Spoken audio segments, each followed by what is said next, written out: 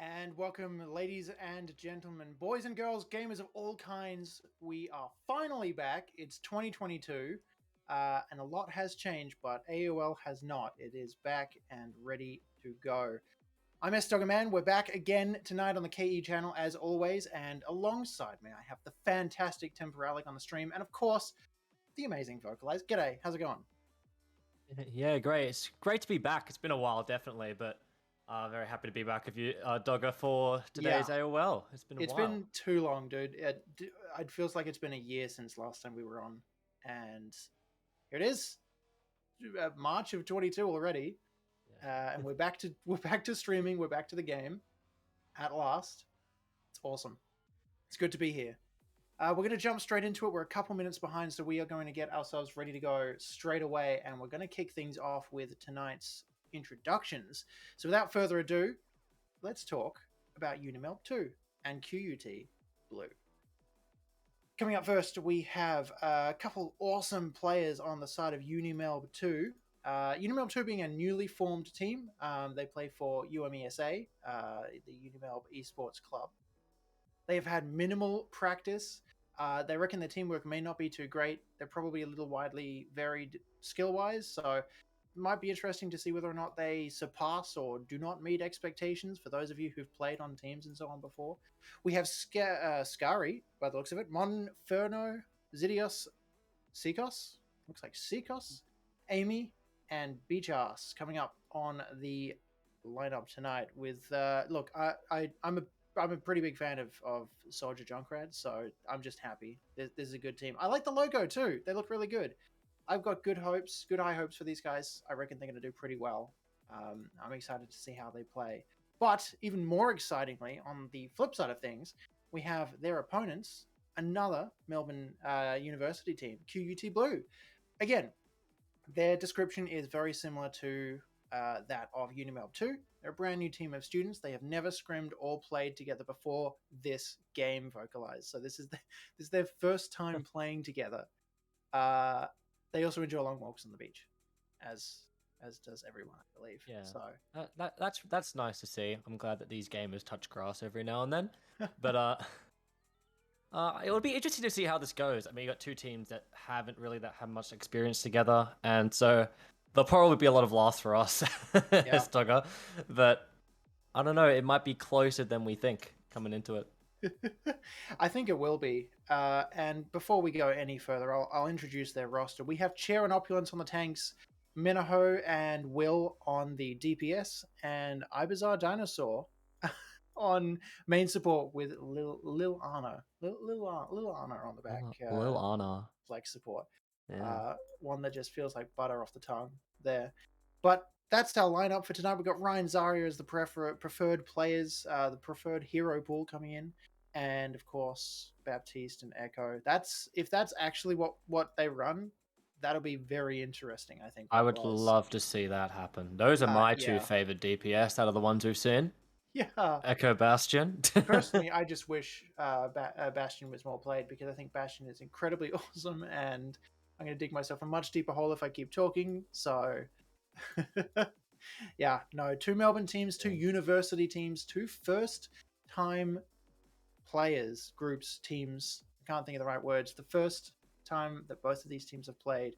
This should be super interesting, and we're about to watch them play Vocalize. Meanwhile, while we get set up and ready to go, do you want to quickly run us down with AOL's setup for tonight? So AOL setup, pretty standard. I think everyone knows this by now, except there's been one change to the best of 5 series. Now, no 2CP, no assault map, which I think everyone has been, pretty on board with that change, so well done there. So instead we have a Nepal for the control to start us off with, hybrid being either Iconvolt or King's Row, I believe, and escort being Jib and Route 66. And then the map after that, if we go past that 3 maps, is the map that wasn't played in the escort or hybrid pool. So if you pick King's Row on hybrid and then like Route 66 on escort, you get the pick of Gibraltar and Iconvolt. And of course, control is Lijiang Tower. I think that's a fan favorite for all the for most of the teams that scrim in OCE. But yeah, I'm glad. Hopefully we get to see all these maps being played. Yeah, no, I fully agree. It should be a really fun night, and I'm super excited to get into it. Guys, we're only a couple minutes away from getting started. So all that's really left while we wait for the teams to ready up and jump on into the action is to discuss what we're going to see tonight. Vocalize, I think new players actually gives an opportunity for some really interesting play styles. Maybe some people that don't know or understand a meta or a composition might actually change things up and break away from the norm a little bit. And I think that's super exciting. What do you reckon? Yeah, I mean, not like knowing what the meta is at the time can be kind of interesting for players that play a lot like us, who who kind of like know how to play the rush, the dives, the brawls, and all that kind of good stuff. But when like you don't have people that play the game, you get to see a lot more diverse picks. I mean, we saw there someone's favorite hero was Bastion, and then we had also an Echo there, and then on the other side we had Soldier Junkrat. A lot of things that you don't normally see. So I'm quite excited to see how this goes and see what kind of heroes and what big plays can be made on these off-meta heroes. Yeah, no, I fully agree. And look, like I said before, I really hope that we actually do get that Bastion Echo, because I think that'd be super interesting. And look, Echo's not that far out of meta regardless, but I think running Echo Bastion, while maybe not the smartest strategy in the world, if you don't know what you're doing, that's a really good place to start for high DPS, high maneuverability. I think that's pretty good. We're just about ready to get started. The teams are saying are in chat. Vocalizer, you are Temporalic. Sorry, Temporal. That's a very similar name to pull out of my backside there. Temporalic, are you ready? Sdogga, are you ready? I think we're all ready to go. Let's get started and get into this game. Vocalize. Oh wait, here we go. The teams are giving me the response. Yeah, I'm looking forward to tonight's being ghosted by the the game owner. Game owner needs to actually hit the start button. I'm definitely not saying that so that they see it in the stream. I don't actually know for sure. They're watching us hyping them up. Forgot to say that they're ready. Yeah, they're just making sure that they've got a couple players left. It's, OCE connection, you never know. A couple people are always going to be sitting on 600 ping. Yeah, we've had seen incredible games over stream. Couple 5v6s, if I remember them happening, because one of the players DC'd mid-map and couldn't get back in. So, hopefully that doesn't happen again today. But we're going to get into Nepal now. If I look, both teams have been readied up on Village. Yeah, Village, good to start here on Nepal. First map, my favorite first map, if you ask for my opinion. Yeah, this should be a really interesting game. We're going to get started and see how things go.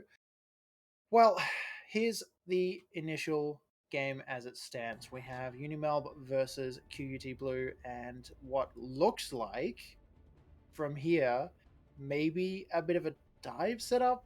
Bull Diva, Echo Doomfist. If they don't change that, they've got 15 seconds left, but if they don't change that, that looks like a very interesting way to roll into, well, Ryan Zarya, the classic, the stalwart on any map. Brawl. Yeah, I mean, we're seeing two very different comps here. I think QUT have run up with something more conventional. Of course, the odd pick here and there, but on the other side, I'm seeing something I don't think anyone would have expected from Unimelb or just any meta team in general. And we're just going to get straight into the first fight here with the Reinhardt taking loads of damage. And no, Sig getting rid of that shield really early here, getting it busted out. And Echo on that right side, dealing lots of damage as Sdogga, just waiting for the opportunity to come out here and waiting for that opportunity to use Beam. Yeah, exactly. And it looks like the early advantage is going the way of Unimelb too, although it's not super tight. There's a couple players dropping on either side, and at the moment Spooder is trying to do as much damage as they can. Reinhardt out in front right there doing a fair amount of damage and taking a lot of space, and now it's an Echo left in the middle of the field to drop. The team is going to retreat there, and we're going to see a first take 16% as I say it, going on the side of Blue. Vocalize. I think Unimelb there just tried to initiate a brawl and were just out-brawled by the actual brawl comp, which is a bit unfortunate. We saw a couple off angles being taken, but they didn't take as much advantage as we would have liked coming into the fight now. But they are going to try again with the Sig and the Diva pushing up through main once more, just trying to get anything happening here. We've now got a nano-boosted Sig on the point, and they've duped the Reinhardt. Will on the Echo now, getting a kill on again, a giant Soap, sorry. getting two now. And then we get the Ooh. Doomfist, me on how. They're trying to clean up here, Unimelb 2, and it looks like they're going to take it. Hopefully, if they get rid of that Soldier Spoda, there he goes. And the DPS just cleaned it up there for Unimelb 2. Yeah, Mionhao went absolutely insane in that game. Just found 4 or 5 kills, or at least a lot of damage. Zarya punched off point there, took almost the entirety of their health, which left this an easy win. And that was a decisive retake from them, which is important here, Vocalize, because their opponent already, QUT Blue, 54% on the clock. So they need to hold here and hold steadfast to make sure that they don't give up the rest of this map. Yeah, we saw effective ults being used there early here. Ults on both sides coming out. Flux and Grav on either side right now. Cole coming out as well. But there you go, Chairs being taken out, Beach Ass, and there all the ults coming out on one side as they get 2 more extra picks. And it looks like they're going to tile it here. Zidios tries to even up the odds with a Blizzard, but doesn't get any luck. And Chair falls, going to get res. But it looks like it's another stronghold for Unimelb 2, with a lot of ults being used in the process. Yeah, and a super important hold, as I said. Now that they're getting that percentage ticking up there at 47 out of 54% for their opponent, so really evening the sides here. And now it's down to QUT Blue to come up with their response. So they're going to attack this with a Vim and Vigor approach. But look at this. Deeper on the side, just being a little bit of a distraction. Monferro looking for a little bit of an advantage on the side and does have to back up because they do not carry a gun. Really only looking at Lucio's amp it up right here. Oh, sorry, not amp it up. Their beat drop for an ultimate on this side. And yeah, they're going to have to retreat here and just make sure that they don't drop. And unfortunately, Zidios is dropping out of this fight. And there's the copy committed for the side of Unimelb 2. And they're going to take this right in there, Vocalize. Doomfist diving in there. There's the Shatter. They're going to make sure that they take as much space as they can. And 85% on the clock for Unimelb 2. So it's working really, really well. They just need to hold this a little bit longer. Remember, Blue are not out of this fight yet. Yeah, they had some really smart ult cycles, apparently. Even though they used 4 in that one fight, they just turned it around using 1 there. 1 or 2, and they've been able to turn it around really well here. The charge coming up from Monferno. They ain't going to get the kill out, but they trade 1 pick each. The beat comes out from Beach Ass, and there you go. Unimelb 2 finally getting some separation here. And, you know, getting the job done. They're going to try and get a cap here in the overtime push. Shares trying to get onto the point to try and last it out for any longer, but he's going to have to back up here, Sdogga. Yeah, and that was the touch right at the end there. I don't know if anyone noticed that, but that dive in from Mionhao was really clutch there to knock the tanks around a bit and get onto point. Now that they're back in control, we have 69 nice points on the clock, and it's looking really, really good for holding here with a Shatter and Graviton online, as well as Tyre coming online. However, losing Beach Ass that early is not going to be helpful, and there is Grav and Shatter both committed right here now. Tyre going in as well, so that's both of those ultimates, all 3 of them committed. Chair does find Monferno. Mionhao finds Agent Soap, so that's really, really bad for the side of Unimelb 2. It's over to QUT Blue to take this home, and they are going to. Traces out of this fight. Lucio speeding in as quickly as they can, and they're going to touch, but with 4 players on the side of QUT Blue, sorry, it's going to be really, really close to see whether or not they can touch, and they do not. Yeah, it was very good from QU2's Ana player, Stepsis, who just threw in a beautiful nade into the middle of the point there, was able to get a kill, which really just gave them a massive catalyst in their push, and they were able to just cap that point right there. But they did get the first point down after a little bit of a scare with that Tyre Grav combo, but now we're going to be going on to Shrine, so it's going to be played a lot differently here. I'm hoping for some mispositions and some good Lucio boops. There you go. Brick Daddy and Beach Ass both picking it up right now. Yeah, this is going to be a little bit of a better attack, I think, Vocalize. Sorry about that. Yes, Monferno on Roadhog here should be very interesting. This is a really good map to run CC characters like Roadhog, but it's also difficult to make them work if they know how to focus you. Both of these teams very new, so it's interesting going into this to see what value Roadhog is going to have. Those initial points being taken here, a lot of spam from Zidios jumping over the top there, and neither team going over point right now, Vocalize, just taking the fight to each other, and Roadhog right in the front, almost dropping out of this fight.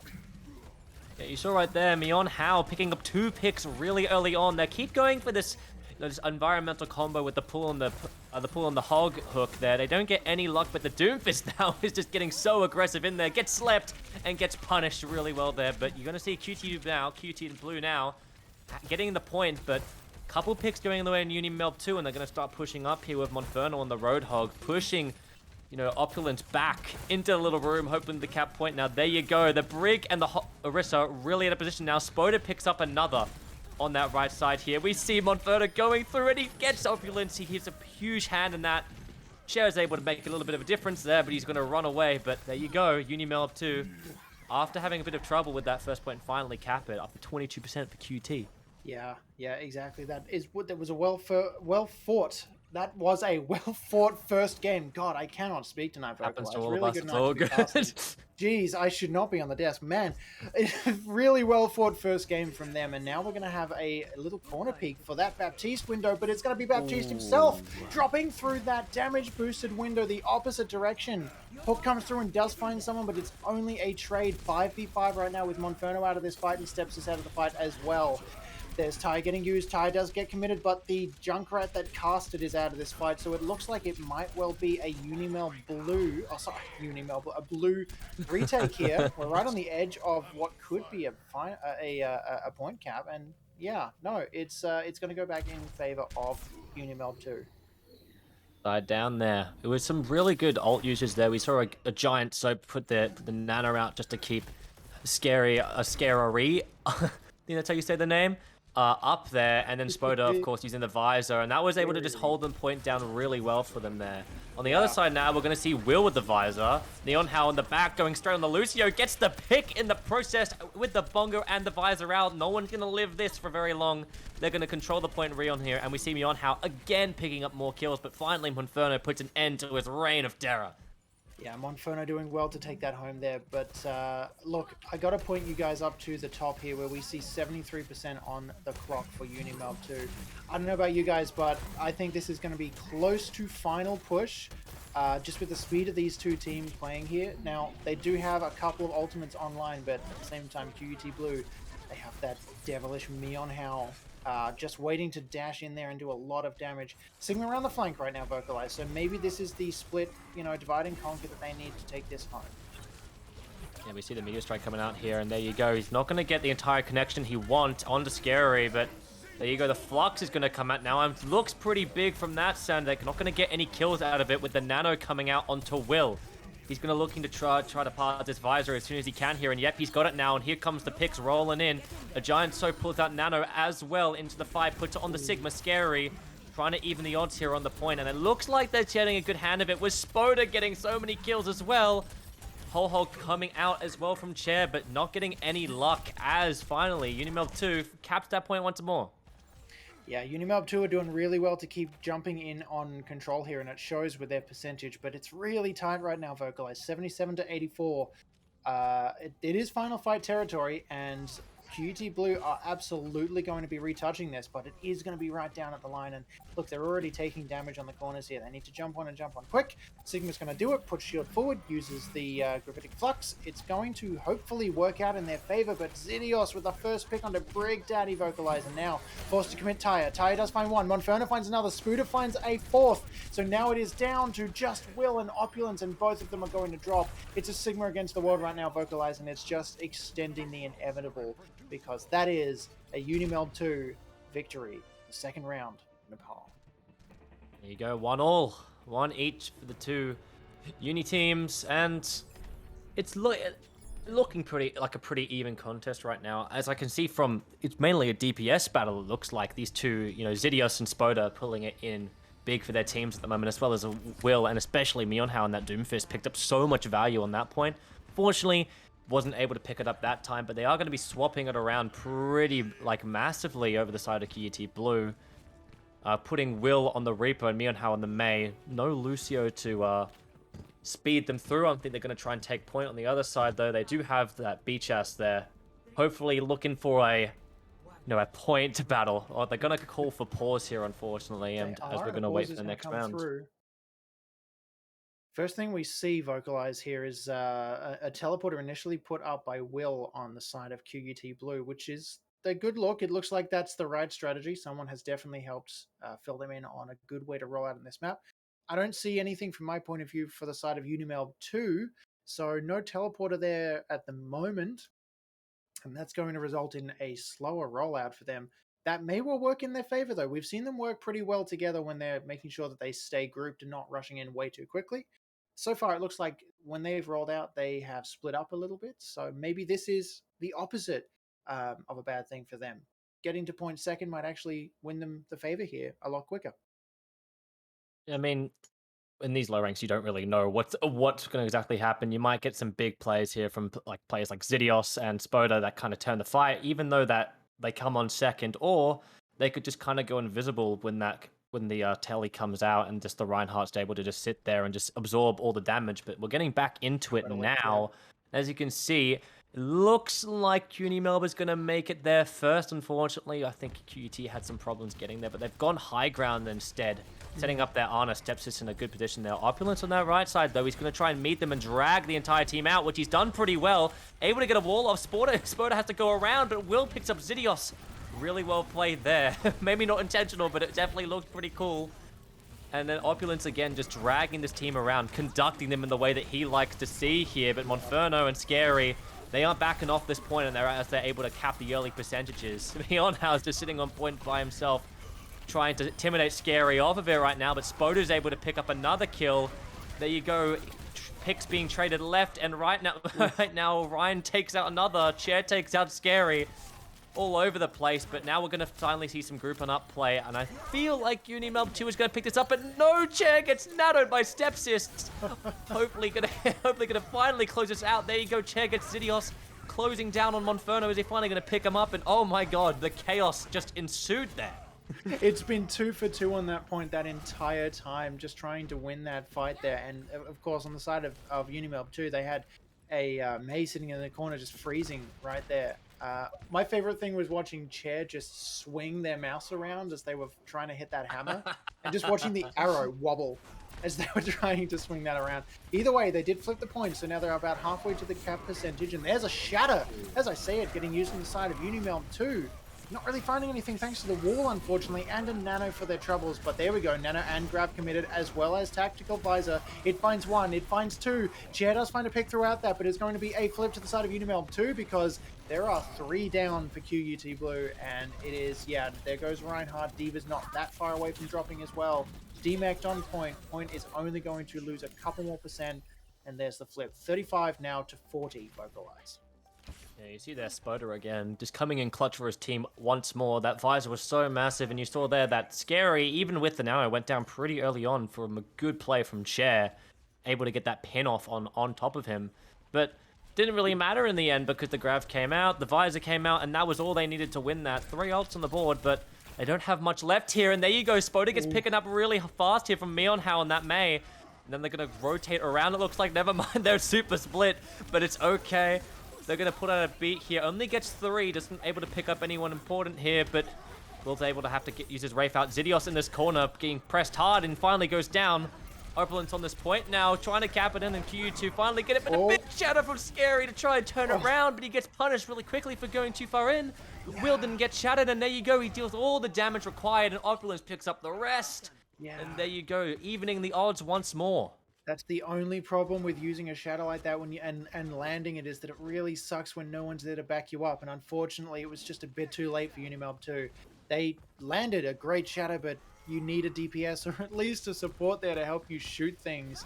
And yeah, no one was there to back that up. And now there's another initial fight going on the high ground. It's going to involve a May ult, and it's going to find a couple of people. Diva frozen with a bomb right there, and it's not going to be used in favor instead of Will's Reaper ultimate that I cannot name right now. There's the bomb. Going to get used. It's going to work. Nano now put in by Unimelb 2, so, you know, a bit of a retreat to point, and it's really hard to call which team's going to win this because there are 3 ultimates getting used. And oh my god, the Shadow finding 3 kills. I don't know if that was on top of someone's head or if that just damaged 3 people with low health, but that was the flip. Now, the question is, can Unimelb 2 touch this point again? They do. Lucio just touching point, dropping the beat. It's not going to last too long. Already out of this fight. Tactical Visor does find another one. It's getting really close. Diva's on the edge, just about to touch, but they drop. And Moira cannot get there in time, and it is a QUT Blue win. Vocalize for our first game of the night. What a way to kick off the new season, eh? Just lots of crazy plays happening, lots of chaos. We love to see it, and we're going to see this callback of Scary doing some wonders here. Great charge coming out. Lots of panic. Oh my god, I what's love this. going on? Oh I my love that. goodness. But you see a play like that, just quite incredible to see. I think that's quite an amazing way to start. And I think we have a game on our hands, actually. It was very close throughout the whole thing. Lots Right? of DPS action there, right? Yeah. That was awesome. That was amazing. These guys, for never before played, have no idea what we're doing teams, did an amazing job of looking like really good teams. So, Vocalize, I'm really excited to see what we come up with for the rest of tonight, I reckon. Yeah, I think I'm happy with that first effort there. I mean, lots of chaos happening. It could have gone either way, 99-99. And unfortunately, did not go the way of Unimelb 2. But UT, pretty happy with that performance after losing that Shrine round. And I think Mion Hao would be pretty happy with his performance on that as well. Especially, I think he did a lot of work there, especially on that Doomfist on Shrine. Didn't get the win there, but a lot on that May. And I think that was really crucial to their win. Yeah, no, I totally agree. And what's interesting is that going into this next one, um, the balances tend to flip quite hard. So we're still open to seeing a lot more, I guess, character personality coming through, a lot more preference in how you play or whether or not you do really well with a defense or offense attack here. So, yeah, with control being nice and balanced, that's all good. But now that we go into Escort and Hybrid, it's going to be a lot more interesting to see who favors which attack type or which, game type, attack or defense. I have a feeling one of these teams is probably going to come out on top. And it may well be QUT Blue with Mionhao did really well throughout a lot of the start of Nepal there. So it could well be them just having a better offense. At the same time, they might play directly into the strong defense of Unimelb too. So, Vocalize, any thoughts from your side, just based on what we've seen so far on what these two teams are going to do going into our first Escort map? I think Control's a different beast entirely to the next two maps that we're going to be seeing. And I saw Unimelb 2, they ran a little bit more conventional meta. And if they pick, because King's Row, and they have that super strong Reinhardt player they did before, then it might swing in their favor. At least I think that. Of course, the two other escort maps that we have are more dive based, and we don't really see how they go. And I'll be really intrigued to see what kind of plays they pick up for. But Yeah. a lot of magic could occur here on King's Row or Icavold or whoever they pick, Yeah. and it'll be, I think, the decider. I think whoever can pull off these maps a lot better here, because pretty much three of the maps we're going to be seeing tonight played by them at least Well, yeah, exactly. in the beginning. AOL is not running forwards with Assault, so we are going to be seeing at least one hybrid map. Obviously, King's Row is up next, but we may well come around if we go to the fourth map. We may well see another hybrid map come through, and that could well be the decider here. If one of these two teams comes out on top in this format, it might well work out. The teams are getting ourselves ready to go, so let's have a really quick look at those maps and just refresh where we're sitting right now. First game, Nepal went to QUT Blue 2-1. We saw some really good games just a moment ago. We're about to jump into King's Row after this. So this is our current standing. And Vocalize, I'm super excited for what's coming up. We have one player who needs to restart their PC, and they are on their way back in. So we only have a couple minutes for everyone to wait before we get back into the games tonight. Yeah, we're getting both lobbies set up, both parties in the lobby, rather. Back up once more. They are going to be ready here in King's Row. An exciting one to see from two teams that don't really play conventionally, like what we're used to on these maps. A lot of people used to Brawl and just meta comps, and we haven't really been seeing that in this game so far. And I'm really intrigued to see what we're going to do here. And we're now going to get into the Assemble Heroes here, and I don't know, Sdogga, who do you think is going to take out these first fights? Look, without knowing for sure, I am going to suggest that QUT Blue, just having seen Will and Mionhao on the DPS and the way that their tanks played, are going to have an early initial advantage. However, I'm not going to suggest that they're actually going to take this home, because I think the general idea that Unimelb 2 have, the lineup, their understanding of compositions, is slightly better, either because they know and QUT Blue do not, or because QUT Blue just don't want to run with that noise and just want to do what they know well, and you know, try some different stuff and play some off-brand heroes, which is amazing. But I think meta-wise, especially playing into a map like King's Row that definitely has a very, very well-defined meta and play style, it may be tough after the initial shock factor of QUT Blue to play through that defense. And here they are with a pretty stock standard defense, apart from, you know, a Bastion Roadhog. I think that's a great start to what we're seeing here. I can't wait to see what Mia How does on it. Just very good at closing off the choke here, but they're just going to TP around it. Depps just gets a pretty good anti-nade there, and they just have to hold off here, and they can't really peek forward. Otherwise, Mia How is going to deal a lot of damage to them. We're seeing here Opulence now just waiting for a hook to come out here. Yeah, absolutely. Give his Bastion the power that he needs. Yeah, we're going to be seeing a teleport. Now they're going to start pushing in. We see the Reaper, Spodor, going to that high ground now. They're going to be rotating up and around. Yep. No problem for Mia How now, but the Sim got caught out. Oh my goodness, Opulence is able to take it out, and they're going to have to wait a while, or just going to have to push up on this high ground all by themselves. 5v6 is not a good start to this push. Yeah, Vocalize. I wanted to call that a really, really good first rotation. They were staying behind cover using that Sim teleport, but then Sim appeared on the other side of the map, and that really did ruin things a little bit. Of course, we're coming back on Junkrat, so maybe the plan always was to distract and allow the team to roll around. Look, Unimelb 2 clearly seen the strats and have a decent idea of what they're doing, but is it going to pay off, Vocalize, or is this going to be them wasting their time? Oh, and as I say that, there is a hook through from QUT Blue, finding one, and it gets two out of it because they have a Bastion sitting on point, Vocalize. 4 kills and a Moira running away, licking their wounds, and they're going to get hooked back in. That is the end of that fight. Vocalize. Yes. Do you think that was just a bit of a waste of time there? I think it was as simple as that. Once they lose Zidios there, Opulence just did great work at closing him down and making sure he wasn't able to regroup with his team. And that was all she wrote from there. They tried to push in, and the damage boosted Bastion was just too much for them now. And hopefully they're going to be trying it once more here, hopefully with the Junkrat counter to the Bastion this time as they're pushing through, as well as a Hanzo. Couple more range picks in their Brawl comp now. We're going to be seeing a tank mode come out here, able to pick up one.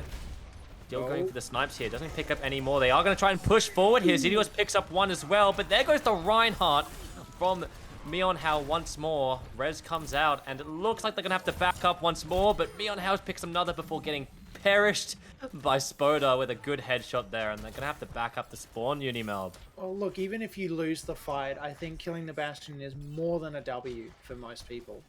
And the good thing about this is that the Bastion is on defense, Vocalize. So knocking that Bastion out of this fight buys exactly what you're seeing right now. Enough time for Unimelb 2 to run back into this fight and recontest point before Bastion's even back. I don't actually know if Bastion's here or not, but they don't seem to be moving around too much. They are here. They're just maybe looking for a good advantage to roll through here, or finding a way to transform and deal some damage, or maybe they're just looking for a bit of a better idea on how to do this. One way or another, Unimelb 2 are capping and have capped this point, and it is a QUT Blue retreat right now, Vocalize. I mean, we saw right there, Opulence put in a shift on that defense. Unfortunately, wasn't able to touch point there. Picking up like 3 or 4 kills, I think, with that whole hog as well, as we saw on the stream there. But that was a bit unfortunate. They weren't able to do it here. They are going to stick with the Bastion and going to be playing this range, but I think Zidios on that high ground there on that left side is just going to be really important. Yeah. Just making sure he can't set up on those main chokes, but you can see it on just on the corner of the screen right there. Bastion's going onto that high ground. It's going to be a bit dangerous, and here it comes right on top of them. But he isn't going to get any kills, and there goes Spodor with the headshot. They're looking for a res up, but they weren't able to get anything of the sort, and they're going to have to retreat back to main here. And there you go. Spodor takes out another one of their DPS, and now it's a 4v6, and now they're going to use Grab to tear it up, and there you go. Really well played there by Unimelb, just pushing through and not letting Mia How get any value out of this Bastion. Of course, now we see him. He's gone to the Genji. Yeah, Unimelb 2 have done a fantastic job of proving that they know exactly what the strats are. They've done their research and obviously gone to school about this, and it's paying off. They are at point 2 with 3 minutes 50, and it's going to work out really, really well for them. And we've seen this so far. We're going to continue to see it through third point. Look, Vocalize, Card is just continuing to roll forwards and hasn't really stopped for any meaningful amount of time. And there's a Dragon getting committed into this fight, continuing to make space. Lucio's going to get caught out of here. Genji does come in to help out, but it's not going to work out. Also has to retreat, and this leaves QUT Blue with just one less player than Unimelb 2 at any point in time. Meonhow does trade that over, but Spooter is there to take Will out of this fight, so they are still down a player. And look, Vocalize, Unimelb 2 are just rolling forwards consistently until third point. Yeah, the Shadow unfortunately didn't connect from Scary due to a very good rock there from what is up, but no luck in the source. Now they're going to be nanoing the Roadhog. QUT Blue pushing them all the way back. He does get killed on Brig Daddy, though Scary misses the hook there, but he's going to have to back out. No value came out of that, I don't think, but they're going to be able to recontest here and do really well here. There you go, a Giant Soap picks out one. We're going to see the Riptide coming out on the right side, and it picks up one as well, and looks like that's going to clean this up. Zidios picking up another kill. What is up on the ropes here, trying to get out, but Scary is able to pick him up there. And this is going to be a very formidable time back on King's Row. Yeah, there it is. That's the cap right at the end. And feeling like almost too easy for Unimelb 2, if I'm completely honest with you, Vocalize. The cart didn't really seem to stop at any meaningful point in time there. And Unimelb doing a really fantastic job of just not letting up. So it's a far cry from what we saw initially when that point really couldn't be touched at all by Unimelb. QUT defending just so well with that Bastion, and now, yeah, it's a flip side. The entire benefit is on the side of Unimelb too. Now, we're going to flip sides here, Vocalize, so we're going to see the opposing team try and attack now. My question to you is, do you think they're going to do something different here, or do you think that Bastion was an inspirational moment? I sure hope they don't do the Bastion. As we can see there, they kind of countered it really well, and that was all that she wrote from it, and they had to swap off, but unfortunately that swap off just didn't come in time fast enough, and they were just able to just plow through them. I don't think Genji might have been the right pick there, but maybe Meonhow was thinking something that I wasn't. Yeah. Yeah, it's very possible. As we see there, they're going what they think is conventional here. Zidios, instead of going for the Junkrat now, has gone for the Mei. Spoda, tried and true, has locked the legs once more here. It's been very strong tonight, and it's going to be continuing that trend, I think, Sdogga. Yeah, no, I fully agree. And Soldier's a really good pick for just raw damage over time. Zidios knows how to back that up, I think. I think they've got a good understanding of dealing damage together, so it should be a strong defense from Unimelb. My question is it going to be easier for QUT Blue to break into this than it was to defend? I have a feeling it might be, but let's see what happens right here. Lots of early damage from Reinhardt and a charge from the tank. Scary on the side of Unimelb 2. It's a little bit of a strange retreat back towards the archway here, Vocalized, but no, Unimelb 2 solid on point, and it is still attack time for QUT Blue. They're not really doing any meaningful damage right now, apart from a lot of pick damage. They are splitting each other up. Reaper dropping super low and having to fade out of that.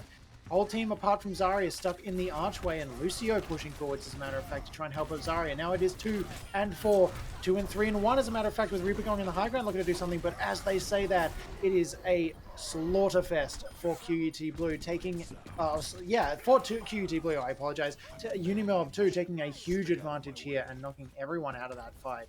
Unfortunately, QUT Blue just split themselves up, Vocalized, and did not really have any meaningful plan once they got to where they were going. I think they just got flustered when the first pick came around. We saw Brig Daddy just get knocked out really early there, and when they came back into the fight pretty well and was able to regroup, they just weren't able to recover from that, and they lost another really early on here. But now they're going to try something different with a Sim and Brig Daddy on the Brig as well. The Nano Boost comes out onto Brig. What is up now? Hacking the Shadow from the top rope! Absolutely dominating them. However, Spoda on that high ground, able to pick up 2 more. 3, in fact. Really good on that high ground. Now he's going to be fighting Meonhow here. Meonhow has to back, and yet they're going to hold again thanks to the clutch player Spoda. Yes, Spoda did an amazing job sitting in the high ground there, finding nearly 3 picks and forcing Sim out of that fight. It was effectively 3 picks, and that Sim got the hell out of dodge and left the team really high and dry, and that Shadow just took it home. Really well done there. The real question is, QUT Blue, are they going to have to switch things up here to make this work, or are they going to keep forcing this through? Yeah, it's looking quite difficult right now. I think that the defense has just been so strong. They're going to try this strat once more. Without the Nano right now, they're going to be getting it halfway through this fight. They've left Ana behind. Oh, the teleport they're going after her. They know. They know Ana's stuck. That's it. They have left point, though. Point is currently being touched. They're all grabbed on point. It's not going to be a retake or even a tick on point. And it is going to be Unimelb 2 retaking it. But, oh, boy, for a second there, I thought they were going to give one chevron's worth of that point over to QUT Blue. 4 steps, sis. That was a bit unfortunate. They are going to get Nano now for this fight, though. They're going to have a Nano, a Blossom, and a Wall here. Very powerful ult that might be able to shift them in their favor here in this last minute fight. We might be seeing minute territory here, and there you go. The wall comes out for them. What is up going deep in there, but Scary's able to pick him up there. Nano boost onto What is up. Big, absolutely massive nade from Step System. There goes the Shatter. Hey, there you go. Back you go. Back to spawn. They all go. Well played there from Stepsis. Very, I think, been the dark horse of this whole game so far. Yeah. Really well played Nano there. Boost. Yeah. That went pretty well onto both Reinhardts at more or less the same time, vocalized, but it did a really good job when used by What's Up to deal out damage faster. He had more backup from Opulence right next to him, and the team was just generally more well grouped, I think, during that. And that made all the difference in the world. And again, a massive shadow. We're already looking at another fight being postured right here, vocalized, and it looks like Unimelb 2 might be on the back foot. Teleport to the high ground, forcing Zidios away from this, and 3-4 players already on the high ground now, with a Reaper looking to deal a bunch of damage. It's just retreat central for Unimelb 2 right now, vocalized. That card needs to get further around the corner before they can really do too much for QUT Blue, and it's coming there. So now it is a Unimelb 2 attack, and can they defend this? Unimelb 2, Spoda once more picking up so much value. They're getting rid of Steps just really early. We're gonna might see a Visor coming out here any times now, but no, he's gonna be saving it as they get pushed back pretty far. And yeah, no need. It's just quite smart play overall. I mean, they must have been a bit flustered after that great play from Stepsis, but they've recovered really well, and they're going to be covering into 6 ults in this fight. Yeah, I was about to direct you up to the top right-hand corner there, where we see everyone but Monferro. Yeah, 92% for the 6th ult for the side of QUT, so this is going to be an ult fest right now, vocalized. An initial fight, Nano used onto Reinhardt. Oh my goodness. Does find one, gets heal boosted though. Will is there to deal the damage though with 4, and it takes out the rest of the team, but there is a trade, vocalized. Scary finds 3 with Zidios and the backup from the team as well. It almost looked like it was going to flip again, but no. Thank you to Will. That is going to be a, not decisive, but still a favor to QUT Blue. Remember how we said both teams had 6 ultimates? Yeah. Yeah, not anymore. Well, now we've got 1 and 3. It comes out here early, the grab. They're going to try and TP out, but it doesn't look that great, and they do lose Will here. Spot on this high ground, just bidding so much value. It's been ridiculous right now. Opulence now having to hide around. Get ready for the grab, and there it is. Big moves there. What is up? Trying to get swing here, but can't do it any well. And Spoda now on this high ground. Going to pick up 1 with the Visor. The Shatter comes out as well by Scary, and they're able to clean up this fight once more. Unimelb 2. They've been quite good on King's Row, haven't they, Sdogga? Yeah, absolutely. They have really taken this back. Just about every chance that they've had, there has been a retake, and QUT Blue are doing a really good job to take it back, but they're not really taking it in that payload with enough time or control to push it far enough. Sure, they've gotten most of the way to point 2, but the card is currently rolling back, and it's really getting stalled a lot. 3 seconds left on the clock now, vocalized. So this is final fight territory. Yeah, exactly what they want there early. They were able to get a big hook there on Will. Will was able to pick it up there, but now the B comes out. They're going to be swinging in. Nano boosted Cassidy on that left side. The What is up goes down. Both rights are being traded now. Meon How on this Cassidy, though, is picking up a lot of damage, as well as Opulence. Hopefully to get this Lucio, and there it is right there. Hopefully now looking for a hook to just steal it out to overtime, and they are looking like they're going to cap it, and there's going to be no contest here, but there we go, he gets the hook onto a giant soap on that right side. You can't touch that, can ya? Not in the slightest. An exciting hold here, taking 3rd point for QUT Blue. This keeps them in the fight. This is really, really important for them. 1 minute 15 already on the clock. 15 seconds down away from the point. They're capping at that point. Now it's a case of a high noon being used, trying to find that pick, and it does find Spooter in the back as well, with the turret going down too. Torbjorn on the side of Unimelb too. So defensive, yes, but is it enough? Maybe not. What is up on the charge? Finding Zidios. The DPS losing out of this fight. Will with another Death Blossom finding two. Opulence in there, finding a Zarya face as well. And just to clean it up, Spooter's out of this fight. It's a team kill. It's going to be a 0.3 win. And that, with a minute on the clock going into round 3, is a Unimelb 2 loss and a QUT Blue point take. We love the chaos, don't we? It's just been so incredible chaotic. to see. It's just every fight, there's either being 4 ults being used or 1. Yeah. And sometimes the team that uses 1 ult ends up winning. It's kind of just crazy right now. And it's Look, yeah, I would have been happy to tell you that is a QUT Blue for the majority, a QUT Blue loss for the majority of that game, and then they won 3rd point. Like, that's just how that felt. It was just, there you go. No, they're at 0.3 now. They look like they weren't doing very well, but they are. They're doing fine. And that's super awesome. It's really good to see well-balanced teams, and it makes this really exciting. And you know what I think? I think it also makes this makes for some really good rivalry between these two universities that I'm sure already definitely don't have any rivalry whatsoever going on. Definitely don't hate each other in any way or have any jokes about each other. Anyway, these two teams can now take it back to their universities and say, well, we're the better one, and we should hate them. It should make for some really good atmosphere. And regardless, we are starting this game off Vocalized. Round 3 of King's Row. It is a QUT Blue attack, and we see Mionhao on Doomfist. Oh boy. Finally, we get to see the big dog eat once more, going straight after Spoda on that high ground, but he reads it quite well. He's going to be looking for the jump here. There you go, directly on this Ana. Can't get the QUT. There you go, finally. It's a great start for QUT Blue. Mionhao picking up the goods early now, as Steps just getting a really good nade here. Opulence finally getting another pick, and then the chaos just ensues. Everyone's all over the place, but QUT Blue look like they're going to pick it up here, but wait, Zidios with another pick. It might turn around here, but no, Opulence with a double. And they are going to cap, and it is going to keep going here. The payload is going to roll into overtime pretty quickly into this push. Yeah, so we're not going to get a ton of time on the clock this time around. QUT Blue doing a really good job to retake this, but they need to stay dominant to make sure that they get that card as far as physically possible before the timer runs out. 3 seconds counting down. Unimelb 2 on the way back in to take this from them. Overtime is on, so no one can leave this cart. Well, they can't have anyone leave this cart right now, and they're going to get it as far around the corner as possibly can. Mionhao looking at 60% to ult. Stepsis almost ready to go. Unimelb, it's down to them to defend. Shatter cast was blocked by what is up. There's the bomb in the backline. It finds 3. Oh, and Mionhao in there to find a 4th as well with the fist. It's going to work out really well, and Zidios is going to drop off of this cart too. Just trying to buy time. It's not going to work out. Monferro getting chased all the way back to point 2.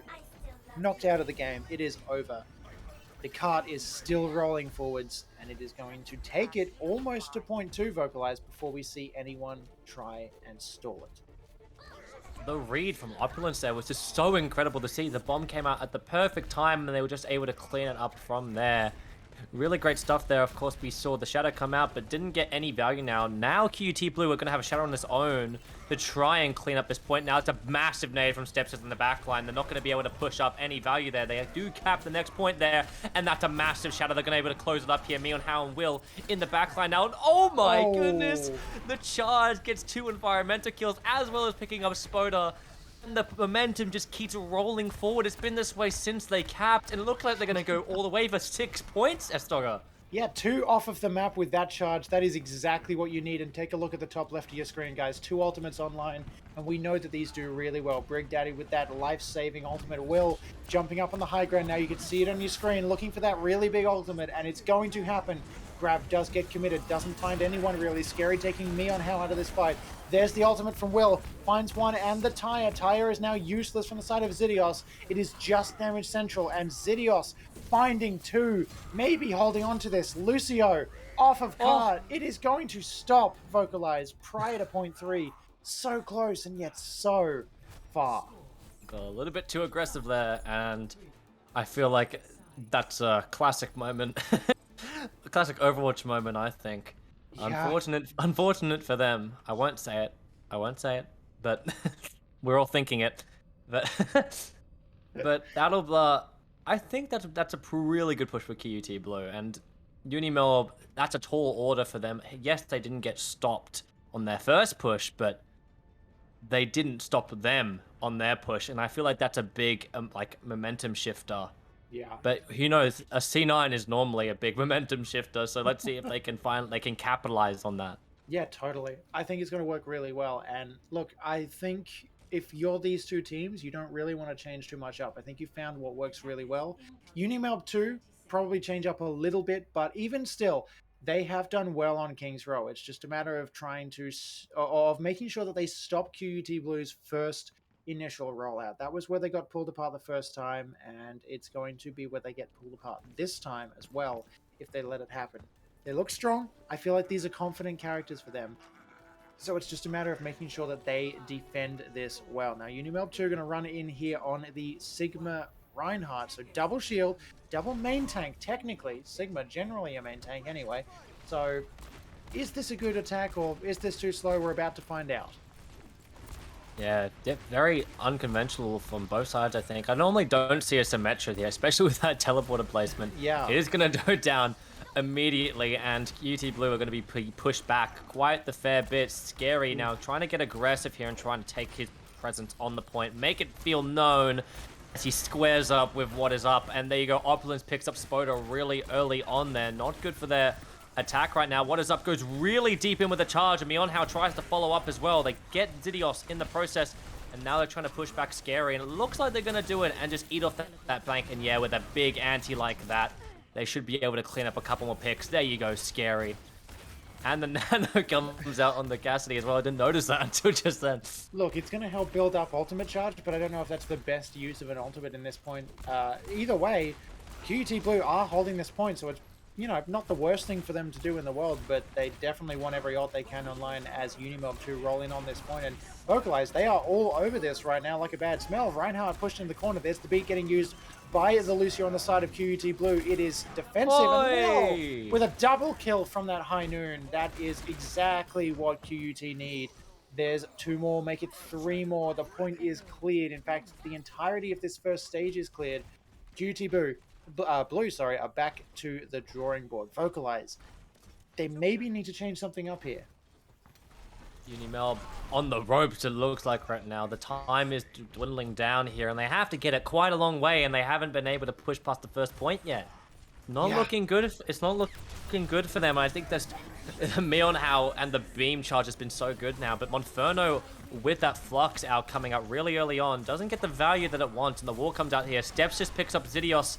Again, another one of Unimelb's own, falling really quickly now. Scary trying to even the odds of a shatter now. What is up with a shatter of his own, but the 2 picks coming out, it might be too late for QUT's shatter to do something, to do some good here, but I think they finally get the cap on with 30 seconds left. Yeah. And it looks like this is going to be their final push, Sdogga. Yeah, it's exactly what you need, Vocalize, right here. This final retake, look, it's not ideal. Obviously, you want to take it first time if you can, but this retake here gives you enough time to still roll that cart forwards. And yeah, it was a good defense from Unimelb, but it's not going to, sorry, from QUT Blue. It's not going to work out, though.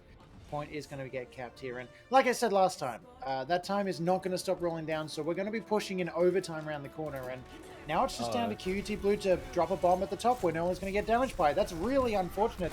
They're going to commit into this anyway, and Will, again, using that High Noon, finding one. What is up with the charge kill? Mionhao with a fist kill. It's going to work really well. QUT going to clean them off the cart really early. Overtime is ticking down. Vocalize, that is the end of it. Right outside the front gate. QUT Blue take the point away from Unimelb. And that is King's Row. Wow, that was a lot. That was a lot to take in with that one. Just, I think Brian's going absolutely everywhere, and they definitely did startle them with that final push there, going up to the high ground. I think Opulence accidentally exposed their position, but obviously right there, with plays like that, I don't think it really matters there. I think QT Blue once again pick up another map, and I think that's not what we were all expecting. I think that momentum shift after getting that overtime push so far was really helpful for them in that regard. Yeah, that was not what I expected. I expected that card to roll a fair bit around the corner until, say, maybe the end of point two, closer to where the spawn is, but nope, it was just entirely retaken, literally on point one. Yeah. Right there. Card didn't even really get the chance to move They at finally all. capped it, but then They just capped it.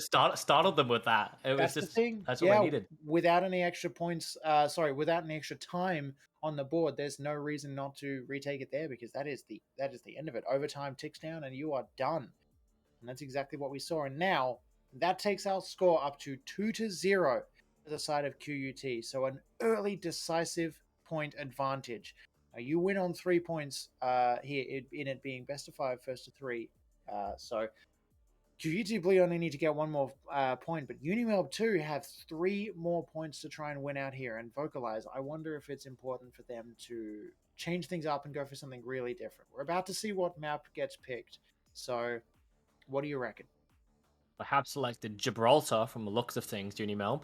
Yep, And Unimelb jumping onto that Gibraltar is here. gonna be a little bit of a different change, I think. I don't think we're gonna see the same Reinhardt players we saw before. And I think that's gonna be super important for them to kind of switch up their gameplay, switch up their style here. Yeah, And it might not be the smartest strat in my opinion, because I think this is a very close game. I think the scoreboard is a little bit too much in the favor of QUT at the moment. Unimelb are doing a very good job, but we're going to be seeing some swaps up here once more. Chair coming back in, of course, and what is up coming out again, and he did a pretty good job on that King's Row. But we're going to see him once more on the pool. yeah, totally. This should be a really interesting game for us, because Gibraltar is going to force some really different compositions. Um, Gibraltar usually starts, for most teams, usually starts with a very dive-centric initial opening game, and their opening fight, sorry, and then rolls through pretty well a bit of a brawl setup right to the end, where you can run a couple of different things, but dive and brawl work really well. It does morph a lot as you play. Um, yeah, no, it's interesting to see how that rolls. Yeah, we're gonna have to we'll probably be seeing that, how interesting this rolls. It might be a little bit closer, or we're going to see one team that's a little more well constructed and well, they do it really well, cooperating really well here on the dive instead of the brawl that we've been seeing the last 2 points, and that might be the difference maker. But I feel like we're going to get started soon enough after some technical difficulties have been fixed, Sdogga. Yeah, no, exactly. Yeah, we're about to get started. I'm just giving a hand with the lobby right now. Couple minutes until we get in. Not even that, Vocalize. I'm excited to see what Gibraltar looks like here. It should be a fun game. These two teams really, really enjoyable to watch. So, yeah, this should be really, really good. We're about to get started. I've asked the teams if they're ready. They are saying they are ready. We are ready to go. Let us get started. Yeah, I think the thing that we all should be saying right now is we just want to embrace Are the in chat. chaos. Yeah. Are in chat. And embrace the chaos. Both of them. Embrace the chaos. Are in chat. Are in chat. Embrace the chaos. Yeah. Embrace the chaos is what we want to be seeing here, because it's been quite funny to see, and it's spawned some really good players. I think Yeah. Boda has been really unlucky so far because he's been doing really well on the Soldier. On the other side, I've been seeing some really good plays from Stepsis on the Ana. Yeah, absolutely. Stepsis is doing very well in these games, and I'm really enjoying how well. Look, for a team of people that play, that say that they've never played before, you would expect a pretty hairy, team play style. You wouldn't really expect much coordination, but these guys are doing a really great job of looking like two well-organized, well-formed teams that know what they're doing and know how to fight each other and how to play competitive team play Overwatch. And it's really, really impressive to see what these guys are doing. I don't know whether they've got an Overwatch class over there in the unis in Melbourne, but if you ask me, I have a feeling that these guys have definitely, even if informally, knuckled down and done their reading, and it shows. What doesn't show is the frequency of playing Bastion on the side of QUT Blue. I don't know if that's in any textbooks out there, but there it is. Take a look on your screens, guys, because that right there is a Bastion for the side of QUT Blue, and it might well work out. Vocalize, we're about to start. Let's see what happens. All the compliment you just gave these two teams has gone completely out the window with the Bastion pick.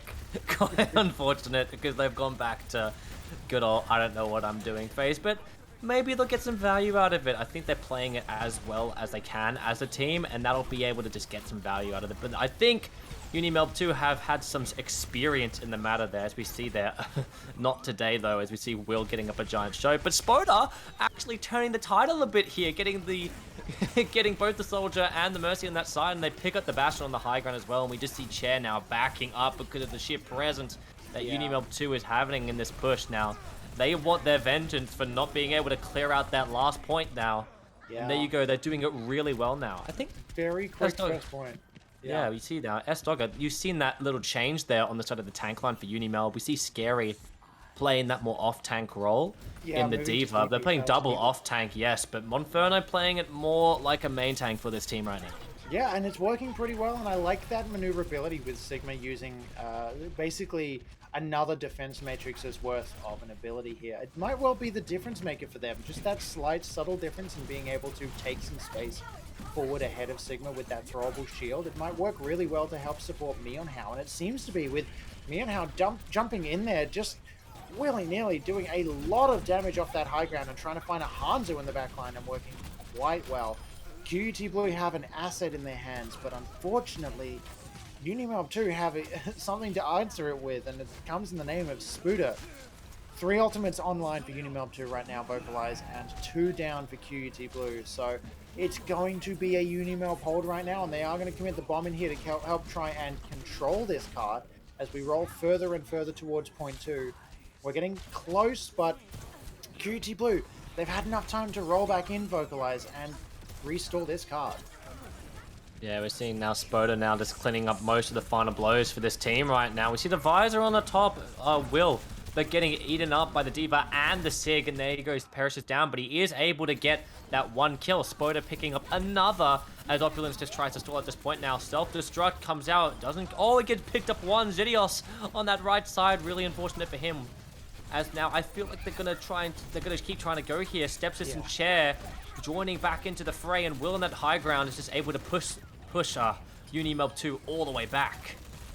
Yeah, and that's really well done right at the end there. We did come close to point 2, but we did not touch it, which means that this is still the same time bank that we started with rolling down after point 1.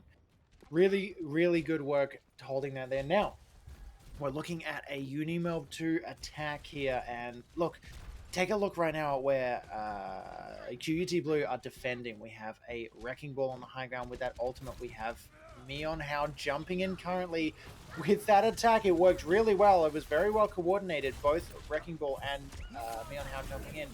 Unfortunately, Meonhao out of this fight, but it is holding the team back, Vocalize, before they get close enough to touch Cart.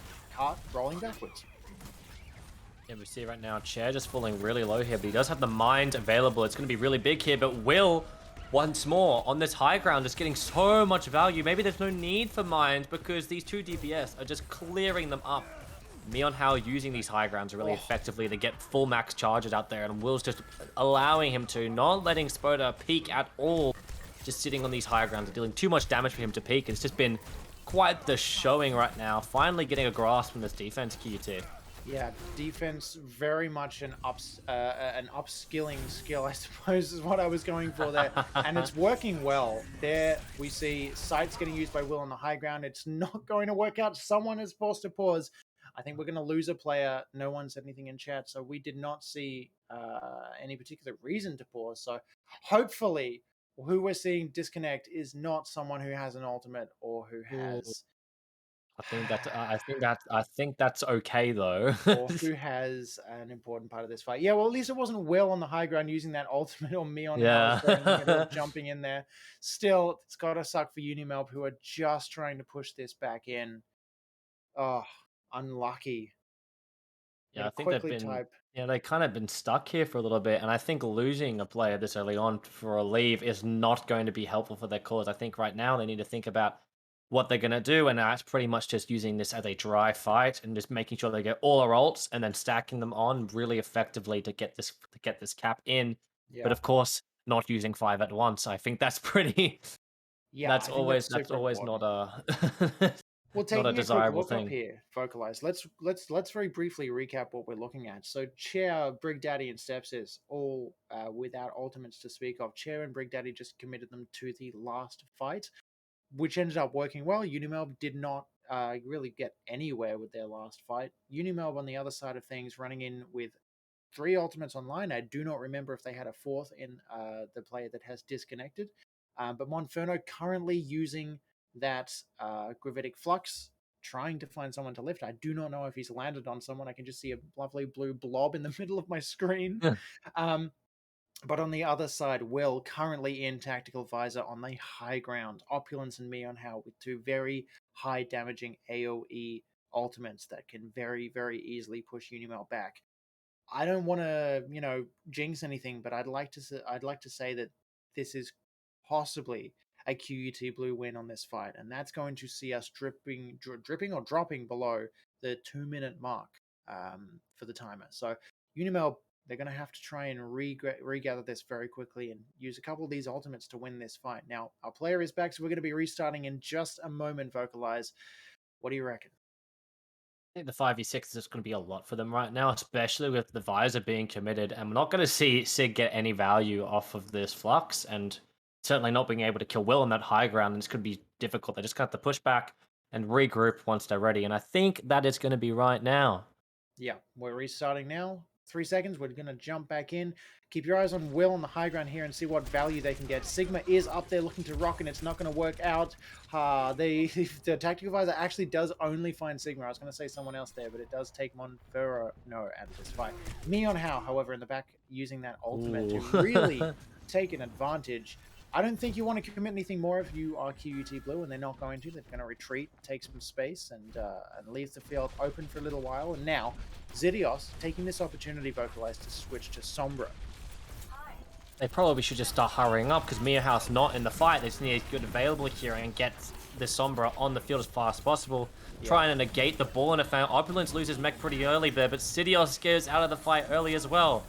They nano and whole hog here to try and set some separation. Not to mention they also put in the dragons. They're pushing Opulence all the way back. Accidentally nanoed by Stepsis. That's a bit of an oopsie there. Will is able to pick up Spoda on that high ground. He's just going to be sitting there trying to get any value, but he's forced to back up because you can see right there, scary looking, pretty terrifying on that Roadhog eyeing him down. And you can see him coming up this high ground now. Oh, yeah, that's a purple from Agent Soap. And it's going to help out. Chair is rezzed here right now, Vocalized, with that ultimate getting used by Opulence finding one.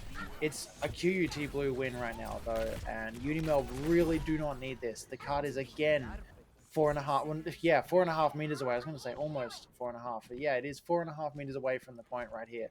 Again, it's not going to touch. It's not going to be a 0.2 win, and 50 seconds on the clock.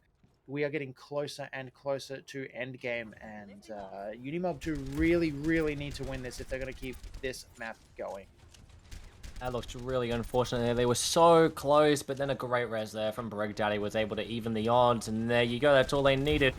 And they're going to set up Will on this high ground once more. He's got the visor available. Last time it went pretty well, and they're going to be looking for the same kind of thing happening. Mionhao nearly got the copy as well, but Chair gets hacked on the low ground. Mionhao able to pick up once more, and then the beat comes out from Beachas trying to get some separation here. Mionhao goes down once more, and Opulence is going to have to hold them back all by himself because Chair's being pressed. It's so far behind. They're able to push him into the mine tier, but it's just going all over the place for QUT as they commit more ults right now. But there you go, the Nano Visor, exactly what they needed in a time like this. Yeah. Trying to pick up the Deadeye right there, doesn't get any value with it, and then another ult. comes out. Unbelievable scenes right now as we see Opulence now looking for a bomb for another ult. Oh, How many has it been now? Like 8? yeah, I think But so. finally, I think QT are going to able to defend this now after all this chaos. Oh, no. Wow, that was so stupid. Oh, so close right there, Vocalized. The card is inches away from point two, but no, it was not enough. That is 1 point for Wow. Unimelb, despite the distance on that card. That They means that certainly. it's a 1 point and distance for QUT to take this. It looks like a bit of a difference is starting to show through by now, vocalized between these two teams. QUT Blues seem to have a slight advantage over Unimelb, and I think this could well be the deciding factor here. This attack on Gibraltar might well make the difference between the end of this game and the result of this match being submitted. And yeah, the team's moving on to a better chance, to Unimelb having a chance to retake this. We have early picks in now, so it looks like QUT, who we're attacking tonight, are running with a very, very similar composition: Wrecking Ball, Diva, Echo, Doomfist. Tried and true, right? Unimelb, again, on a very similar composition, switching out now for the Mei and the Ashe, however. So a sniper, a decent stall character in Mei. This might well be the difference maker. Looking at the Sume, I just want to know the kind of thought process, because what they were running before, I don't think it would get much value here. Might be a comfort pick though, however, so that might, throw it in their favor. They can get some action out of it. However, I do definitely agree with the Spoda's pick to go to Ashe right now, but Yeah. I stand corrected. It looks like Will being able to pick up there with some very good stickies, and there you go. Now QT Blue can just roll over. They've gone directly onto high ground. Zidios trying to hold this front line together by freezing Chair, but they're getting no luck. Neon How, power driving directly into their tired team, did not get any more damage out of that as he could. And now they're just trying to control this high ground the best they can, Unimelb, Yeah, with Unimelb. Chair and Chair and Opulence just like kind of sitting there. Yeah, they're super well grouped, vocalized. They're staying together really well. Purpled at the moment by that anti-nade from Stepsis, and it might well be the difference maker. QUT taking that as an opportunity to roll in, and they res me on how out of that as well. So that's just another thorn in the side. QUT finding picks left, right, and center. Monferno dropping, Spuda dropping. Beachhouse was knocked down prior. Will finding two. It's going to be 0.1 capped pretty dominantly by QUT, and vocalized. That is the end of point one. It is now just a matter of distance and time. 5.5 minutes and slightly under, and just a short distance left. Unimelb can definitely hold this, but it is going to be pushing the proverbial up the hill right now.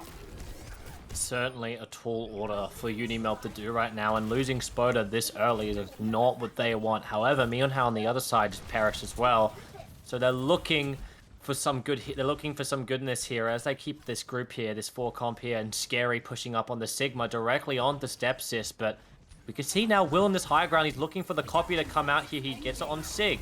He's looking for that flux really early here, and the power drive coming out. It's not going to be good for them. The nano comes out on Monferno. Oh. There you go, all the ults coming out in the way of QUT, and it's just a matter of moments before they roll this over.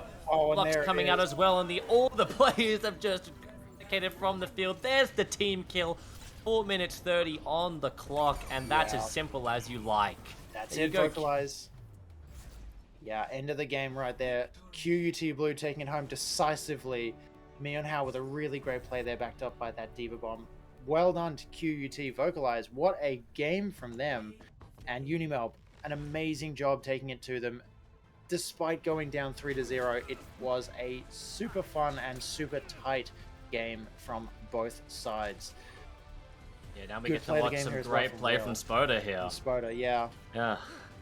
I think it was a bit unfortunate for him. I think he played pretty consistently throughout the whole experience here, but fortunately his team did not get the goods tonight. But however, Sdogga, I want you to think about the team that did win, and who do you think had the biggest impact for them tonight? I would hazard a guess. The easiest person to name would probably be Mionhao, because of those very, very visible dives by Doomfist that almost always ended up in someone getting knocked out of that fight or picked off. However, I would like to point at the tanks and at Will. for consistently, especially through the first two maps, opening up an advantage and then rolling in with a ultimate, regardless of whether that was dragons or Reaper ult or even whoever else Will played that I can't. It's Echo was what I was thinking of. The name was escaping my old brain hole up here.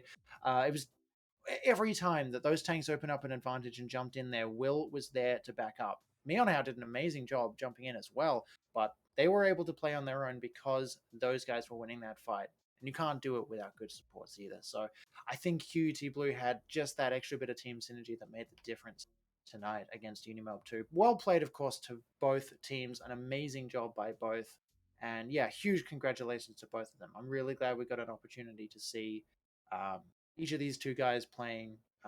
And yeah, bit of uni rivalry. I hope you guys go beat. I mean, I hope you guys congratulate each other afterwards, and definitely don't say anything mean about the other uni because it's just a good place to learn. But hey, really well played. I really enjoyed that. That was fun. Yeah, huge congratulations to QUT Blue and, of course, Mion Hao for getting the victory here tonight. First time playing as a team and first time victory. That's a really good job for them. But for now, we have to take a quick 5-minute break as we wait for the next two teams to get into action. Division 2 contest, Sdogga. What do we have in store? Division 2 coming up after this. We're going to introduce and then watch play manroulette and Monash Moodles. Again, another uni team. A different Melbourne uni team tonight. Another one. So three out of the four potential teams. They're coming up directly after this break. We will be right back. Those teams are going to jump into a lobby and get set up and ready to go while we're gone. And we will be directly back after this. Vocalize, I'll see you in a sec. See you Guys, soon. don't go anywhere.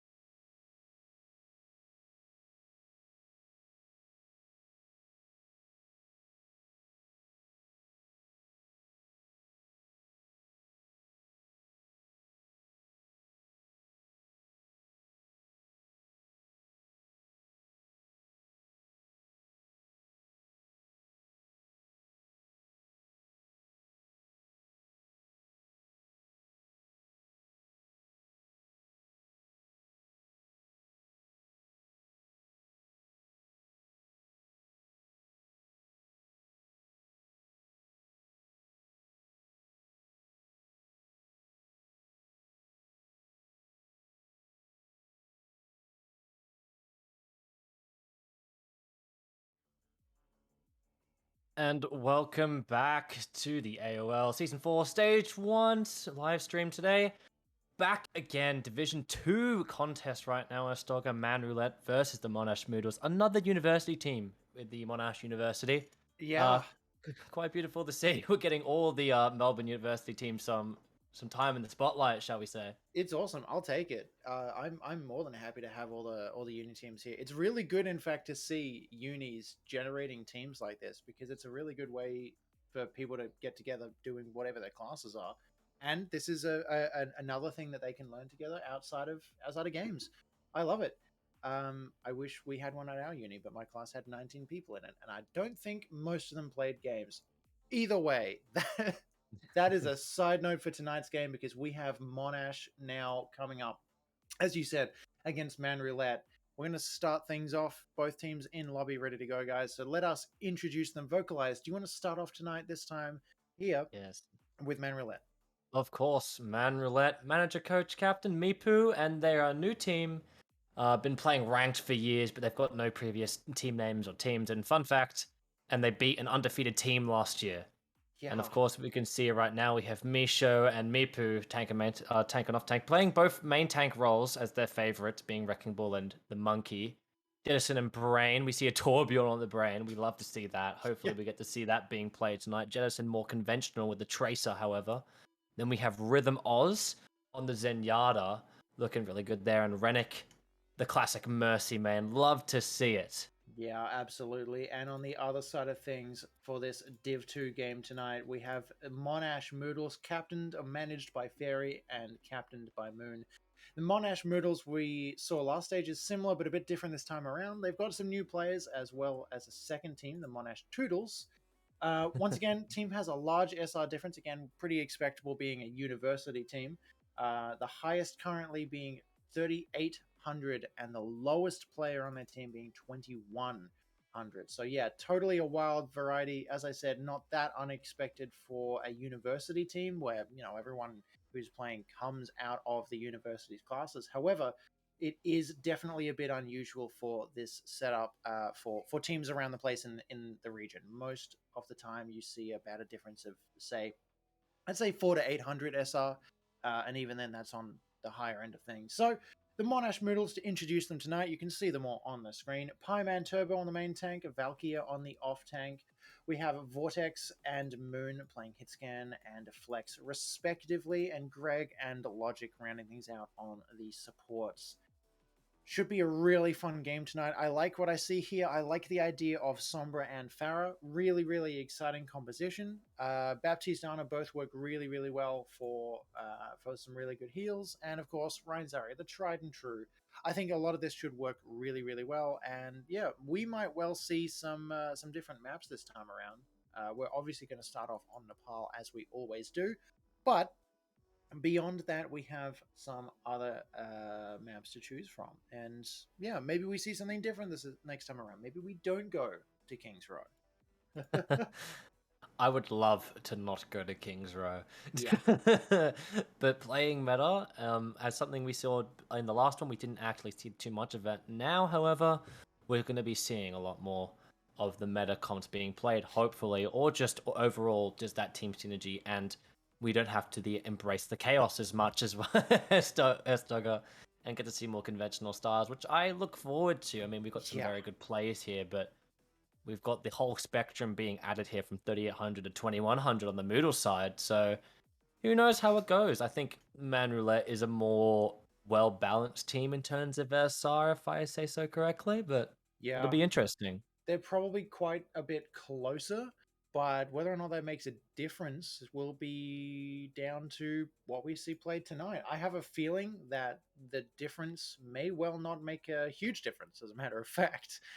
Just to go through those maps as well, we have Eichenwald and Kings Row, Eichenwald being the other option we didn't see last time, Watchpoint and Route 66, and then a choice from the two that were not picked the first time around for map 4. At the end of that, if we are still playing, we go on to Lijiang, and then tiebreak to Oasis. We were just looking at the choices on screen there, or a representation of. Of course, this is game 1, and we're about to get started, so it is simply a matter of getting into the game, seeing how things play, and then hearing what everyone picks. Vocalize, I know you were kind of asking for my pick, I suppose, in a manner of speaking. I think out of the gate, it's easy to give it to manroulette because closer range of SR, but I'm just going to throw, totally spitball out there and suggest that the Moodles might take this first game. What do you think? It it could be. I think it could be very interesting what we can see right now. I mean, yes, we have that more balanced SR, but maybe we might see the higher SR players, you know, kind of carry it for the Moodles. I think Yeah. it's highly likely happening here. I mean, we saw the player of interest for them is going to be Vortex on the Sombra, so I'm quite intrigued to see how they play tonight. Yeah, no, I totally agree. This should be a really interesting game, and I can't think of a better map to start things out on than this map in Nepal. Really, really even and has enough tight avenues and open spaces alike to give these teams a great chance to flex their muscle. We are 13 seconds away from opening the doors here, Vocalize, and first things first, is that really going to be? No, thank God for that. It looked like it was going to be Hog Diva for a second, but now it is Diva Reinhardt on the attacking side of Monash Moodles. manroulette rolling out of spawn as well, teleporting forwards right out of the gate with a ball rolling over to the opponent's side. They're going to meet on point right now, Vocalize, for game one. Yeah, very quick rotation for the Moodles right now. Starting up on point really well to start off with, but we're going to see manroulette going around Rhythm Oz just going for the attack straight away. The support player playing main tank, but there's a big anti-nade from Lager getting right in the midst of things, and there you go, Mipu dealing damage as well. Pyman Turbo having trouble who to pick out in this fight, but now he's made his target clear to the team, being Brain on that Torbjorn. They are going to be able to cap this now. Yeah. And just manroulette just going to have to stay on the outsides until they get a pick in. Yeah, no, you're totally right, Vocalize. They're doing a decent job of holding onto the point right now. 15% on the side of Monash Moodles, and it's not doing too badly. But look at this, manroulette scattered around the place. Not all dead, but just looking for a way in. And at the moment, they're just waiting to regroup. We have a support and DPS stuck on this side with Reinhardt. They are starting to regroup here with Wrecking Ball and Torbjorn on the high ground, but they need to get back in here and get back in quick, and they're going to do it with Mipu's ultimate. Shatter also committed. It's thrown in, and that between the two of them, it finds 4, as well as the Tracer Bomb that helps to clean that up. Rhythm happy to wipe the floor with everyone and their hammer, and there you go, Vocalize. That is the flip. Now it is manroulette in control, 39% to 10. Yeah, we saw that there they had a bit of trouble trying to get that point and trying to start their attack off, but then we saw the ults come through, they generated them well, and then they used them super effectively there. Gives them a lot of room to generate more as the fights go on here, and we're just waiting for the Moodles to come in right now. Pyman Turbo waiting for his team to get set up now, and they go for the TP, and Paul goes down early to Mipu. Not looking good right now, then Brain gets out with the Molten Core, picking up the picks. Doing well here, evening up the odds, let's say, and there you go. Looks like it's going in the way of manroulette once more. Yeah, manroulette holding on to that point as now they tick into advantage here, 43% to 39. Point stays with them. That's really good, but notice top right-hand corner of your screen, Monash Moodles are the ones with more ultimates online, so I think they have an opportunity to break back into this right here, and they're definitely going to try. Lots of damage being dealt by that Reinhardt hammer swing right there. There is the May ultimate getting thrown in, trying to freeze everyone. Beat gets dropped as well to keep everyone alive. It's going to work really well. Shatter does in fact find 2. Arna on the low ground does not take any damage though, because they have a Lucio AOE and were not close enough to be targeted. That doesn't stop Adith though from finding 2 of their teammates, and it is going to be a quick roll to point right here with Lucio and Wrecking Ball forced off the point. Tracer on 1 HP, Baptiste dropping in the corner. Lucio dropping in the corner. Wrecking Ball now the only one here to touch. Tracer and Reinhardt back. Ultimates online, looking to land a shatter. Maybe. Is it going to happen? Dropping too low on health? No, it's not going to work out. It is going to be Monash Moodles holding on to this. Still trying to stall it out, but no. Torbjorn dropping. Tracer, half health. Does not pulse bomb. Gets knocked out here. Anna knocked out here. Lucio trying to hold point. 99% on the clock for manroulette, and it flips. Vocalize. What a stall. That is incredible. That's good. That's yeah, really good. Yeah, they did it really well. I think just they rotated really well in and out of there, tried to keep one person on the point at all times, and when it was that sliver until they were able to cap, they still were able to hold it onto the 99%. The window comes out now from Paul, and they're able to control that high round really well. Yeah. Not letting them on there, but Brain is going to do that really well. Now Rhythm now with a big shatter, able to pick up the Ryan there, and Brain getting the goods here with a good pin from Rhythm, putting them into the Molten Core. Another ult's coming out here, and it's a 99 now, and it looks like it's going to go in the way of Man Roulette. Don't think they're able to get a touch here, and I think the first round is going to go their way. There it is. That's a really good example of... I was going to say something else, but I'm going to call what popped into my head losing upwards. Because they lost the entirety of that fight, but because they had control, they ticked it up to 99%, which just meant one fight later on down the line, and Monash Moodles had to spend all that time getting up the percentage, so they could afford to give the point over to them and then just bugger off, regroup, take that fight when they have more ultimates online. It worked really well, and it's proving that Man Roulette know their stuff. Now, Moodles are definitely no one to play around with, so I wonder what they're going to do now as they start to roll out this first attack to point 2, to round 2 of Nepal, to change things up a little bit. You see Mipu going around all the way at the back now, just stalking Monash Moodles at the moment. There we go, looked him in! Oh my goodness! What a play! The start of the round, 60% ults that quickly as well. Popping off right now, Rhythm just acting on this so quickly as he starts moving towards them, pushing them all the way back to the spawn right now. What a play! That was a great way to get early advantage here for Man Roulette, and I'm glad it worked out, because for a second there I thought Mipu was going to fall off the map. But no, they knocked Orisa and Lucio straight down the well. Good start, and now they're going to roll in with Tracer, deal a bunch of damage. Tracer recalls out. Mipu has the ability to roll away. It's going to be a quick regroup on point, and it actually looks like Monash Moodles are starting with the advantage here, with Adith finding Mipu. It's going to be Jettison taking Adith out of that fight, but with the advantage already starting to tick over, it is now ticking, the point ticking up, sorry, for Monash Moodles. Tracer just trying to stall this out here, but there's not much Tracer can do, and really, they're going to want to stay alive in the backline more here anyway. So, yeah, letting advantage stay with Monash Moodles for a sec. It is a Man Roulette regroup and retry. I think that was a very smart play from Vortex right there. Able to just identify what was the issue there and just counter it really easily. Mipu there is not going to get much value from here on in with Vortex being around.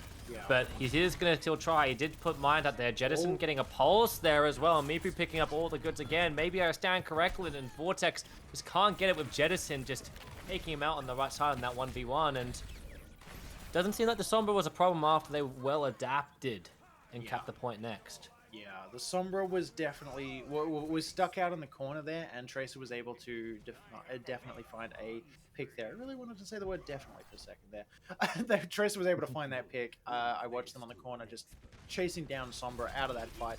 Well done to them, and now point in their favor. It's going to be Monash Moodles rolling into this, and they're going to take the high ground attack here. A couple ultimates online. They're going to need to use these really well, and they're starting with Gravitic Flux. Pick up 2. Nano is committed onto Reinhardt. He shatters, does not find anyone. There is the Sombra EMP, but a beat, keeping everyone with a lot of health online just after that EMP. It is looking like Bill going to drop really low here, and yes, out of that fight, Mipu taking that pick.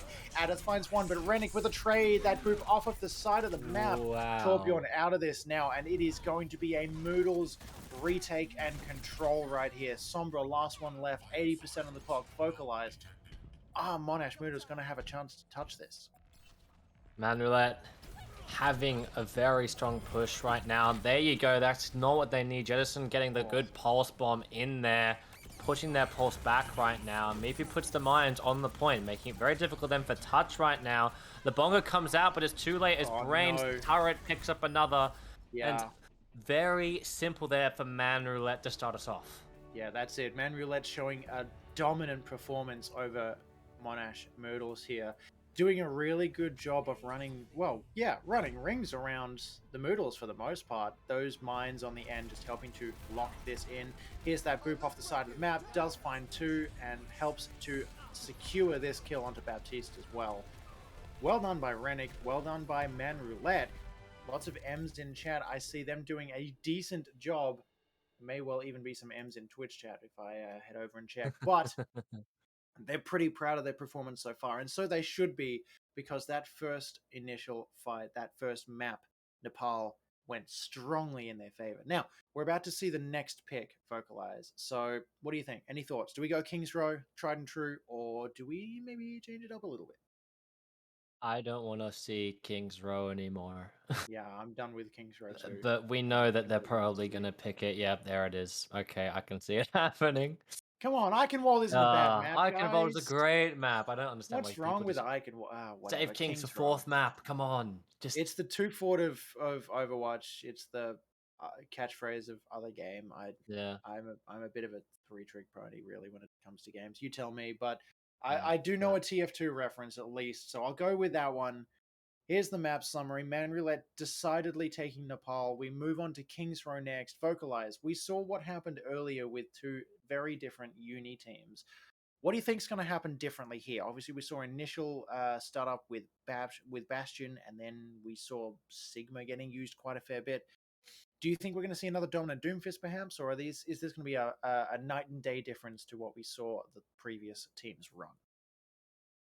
Well, I think that Brain is going to be the man to take this out for manroulette. The Yeah. Torbjorn is going to be a very unorthodox strategy for Kings Row, and I think it's going to work really well, especially since they were so dominant. And I just don't see Monash, coming back into that after how well we just saw manroulette play. Yeah. And I think having that DPS specialist on the Torbjorn, the projectile specialist, playing it is going to be quite important in trying to cut off their angles. And we are going to get started right now, Sdogga. I could totally see that first performance giving you the opinion that manroulette are going to take this home. They're doing extremely well. They definitely look like they were the better team out of the 2. But things, as we know, are not always over just based on the first map, especially not when control is involved. And yeah, we're going to run into King's Row, a notorious map for power struggles changing throughout from first to third point. So, out of all of them, this is one of the best places, I think, for the Moodles to turn things around, really see what manroulette bring them, and then flip things on the head and retake control. I really hope they do. They are going to be rocking up on defense to begin with here, and it is going to be Monash Moodles attacking. I see Widowmaker. I see Pharaoh. This is a pretty standard setup. I see a Wrecking Ball. I don't know if that's a particularly standard setup for the first point of King's Row, but I don't hate it in the slightest. Defense, a lot more standard. Ryan, Zarya, we have a Cassidy and a Torbjorn on the defensive side here. Yeah, this should go really well, I hope. Now, gates opening, vocalize. Yeah, as suspected. Torbjorn, Brain coming out here, but the Fire might be an issue unless, Jettison can take care of it really quickly now, but they're being pushed back pretty far because the site that Adif is doing now. But Jettison's able to pick up Phil really early on. That's not exactly what they want, but the res is able to come out from Paul. Yeah. And we might be able to be a shift in the tides here. Maybe they start to get aggressive, but Adif is just piling on so much pressure, and they just have to keep waiting out their time, and Vortex gets rid of the turret once more. The ammo field has to come out, and there we go. Lager being put under pressure now. They nearly get the tick. They're very close to it, and there we go. Rhythm and Pieman off on the battle right now, and there go Rhythm. Then they're going to push through here. They lose Pieman early, and there's the barrage, but kill feed going absolutely crazy right now. But there you go, the Brain Torbjorn with the window the Torb turret is able to clean up the kills. I think that's quite incredible. manroulette hold the point. Kind of on the back corner that whole time, but they do hold the point. I think Monash Moodles have what it takes to take this pretty decisively, and they're certainly looking at doing that with building these ultimates up, and there is the Valkyrie committed in here. Adith looking to do a bunch of damage, but it's going to be substituted for the time being by Phil McCrane's lovely damage boosting window. Grav does get chucked in, and all Adith dropping really low, but they are in the supportive environment of Baptiste's Immortality field. Shatter committed, does not really find anyone. Beat committed as well for manroulette, does really do a huge amount to keep everything going apart from keep everyone alive. Valkyria finding 2 out of manroulette, so Monash Moodles looking like they might be able to roll in and retake this. Zarya now from the side of manroulette, dropping super duper low and does get picked, and it is a Torbjorn against the world right now, Vocalize, who wisely is going to try and do the best thing they can and get out of dodge. It's not going to work. They're going to get chased down by Adith. Point gets taken, Vocalize, and now we are onto the push phase of King's Row to second point. Well, we saw right there a lot of ults being used. Once more, the theme of the night has been embrace the chaos, and even in Div 2, it can happen. And we can see right now, Valkyria has a high charge percentage there. 80 to 80 will be 100 as soon as you get the bar here. Oh. There goes the barrage from Adif, just trying to get some value out of there. Gets rid of that. Rhythm goes through. Ooh. Gets killed by Valkyria, but the picks keep going back and forth right now. The res comes out, and it looks like it's going in the favor of Monash as they get rid of the Torb turret and Torb himself. Adith doing really well with his pharmacy right now, just not allowing Jettison to pick him out of the sky. Yeah, so it's just going really well in this push. Having Torb taken out of that fight early, having that immortality field broken down early was a good advantage, and it's a really good way to utilize just one ultimate here as best they can. Phil obviously also committing the damage boosting window, but yeah, it's a good, you know, 2 ultimates to use here. As I say that, Jettison getting that kill onto Adith, and it's going to be rezzed, yes, but this is manroulette trying to retake this and retake it strongly. Zari with that bubble going to help keep the team alive, getting healed now currently by that Valkyrie. It's coming down, so now it is a regroup. It is a quick backup. It is using cover until we can retake this point. And yeah, Monash Moodles retreating, trying to regroup themselves, lick the wounds a little bit, sorry, and re-attack this Vocalize. Yeah, you saw right there, Adif falling down really early. Wasn't good for them, but we see now Bipu Grav comes out, and there it is. They combo with the Shatter. Yeah. That's all she wrote for them. Looking like a team kill if they can get Paul and Adif out of the equation, but there goes Paul. Adif able to get out. Unfortunately, they don't have enough hit scan presence there or anything that can really counter them. But they're going to be seeing... They have an ult advantage walking into the next fight, it looks like, Sdogga, and... Yeah. I don't know, we're going to be looking at a flank here from Adif, and Brain looks like he's trying to get that perfect Torb turret placement. I hope it works, so he can get that well. Yeah, we're looking at Adith coming in with an ultimate here, as well as Vortex, and yeah, as I say, it is going to get used. It's not going to find anyone, but it is going to force the entirety of them over to that side, and Adith uses that barrage, Brain finds Adith as a matter of fact, but it does a lot of damage. Jettison also taking Pi out of this fight. Paul finds Adith. Rennick with the boop kill onto Valkyria. That's going to be a loss of advantage for the Moodles, and manroulette running back into this. It's going to be Adith. Oh, I was going to say getting out of that, but no, dropping really low and being chased now away by Jettison. Just saying, get the heck away from here and don't you come back.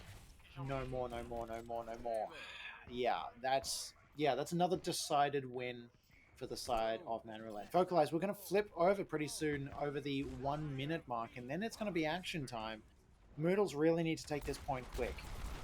Yeah, certainly it's now or never, but they've got no ults to really take that now, when on the other side, as we can see right now, Jettison with a high noon, able to pick up one really early. That's not going to be good for them. We can see him taking an off angle right now, getting some more kills there, going up onto that high ground, and Brain's just in their team right now, just doing so much pocket damage just by peeking out. Yeah. And dealing the damage. Jettison getting pressured on that top left side by Vortex. Might get the kill here, but gets backed out now, and it looks pretty much like it's going to be stable here for manroulette once more. But Monash taking that high ground and going that way for the push instead. Yeah, no, totally.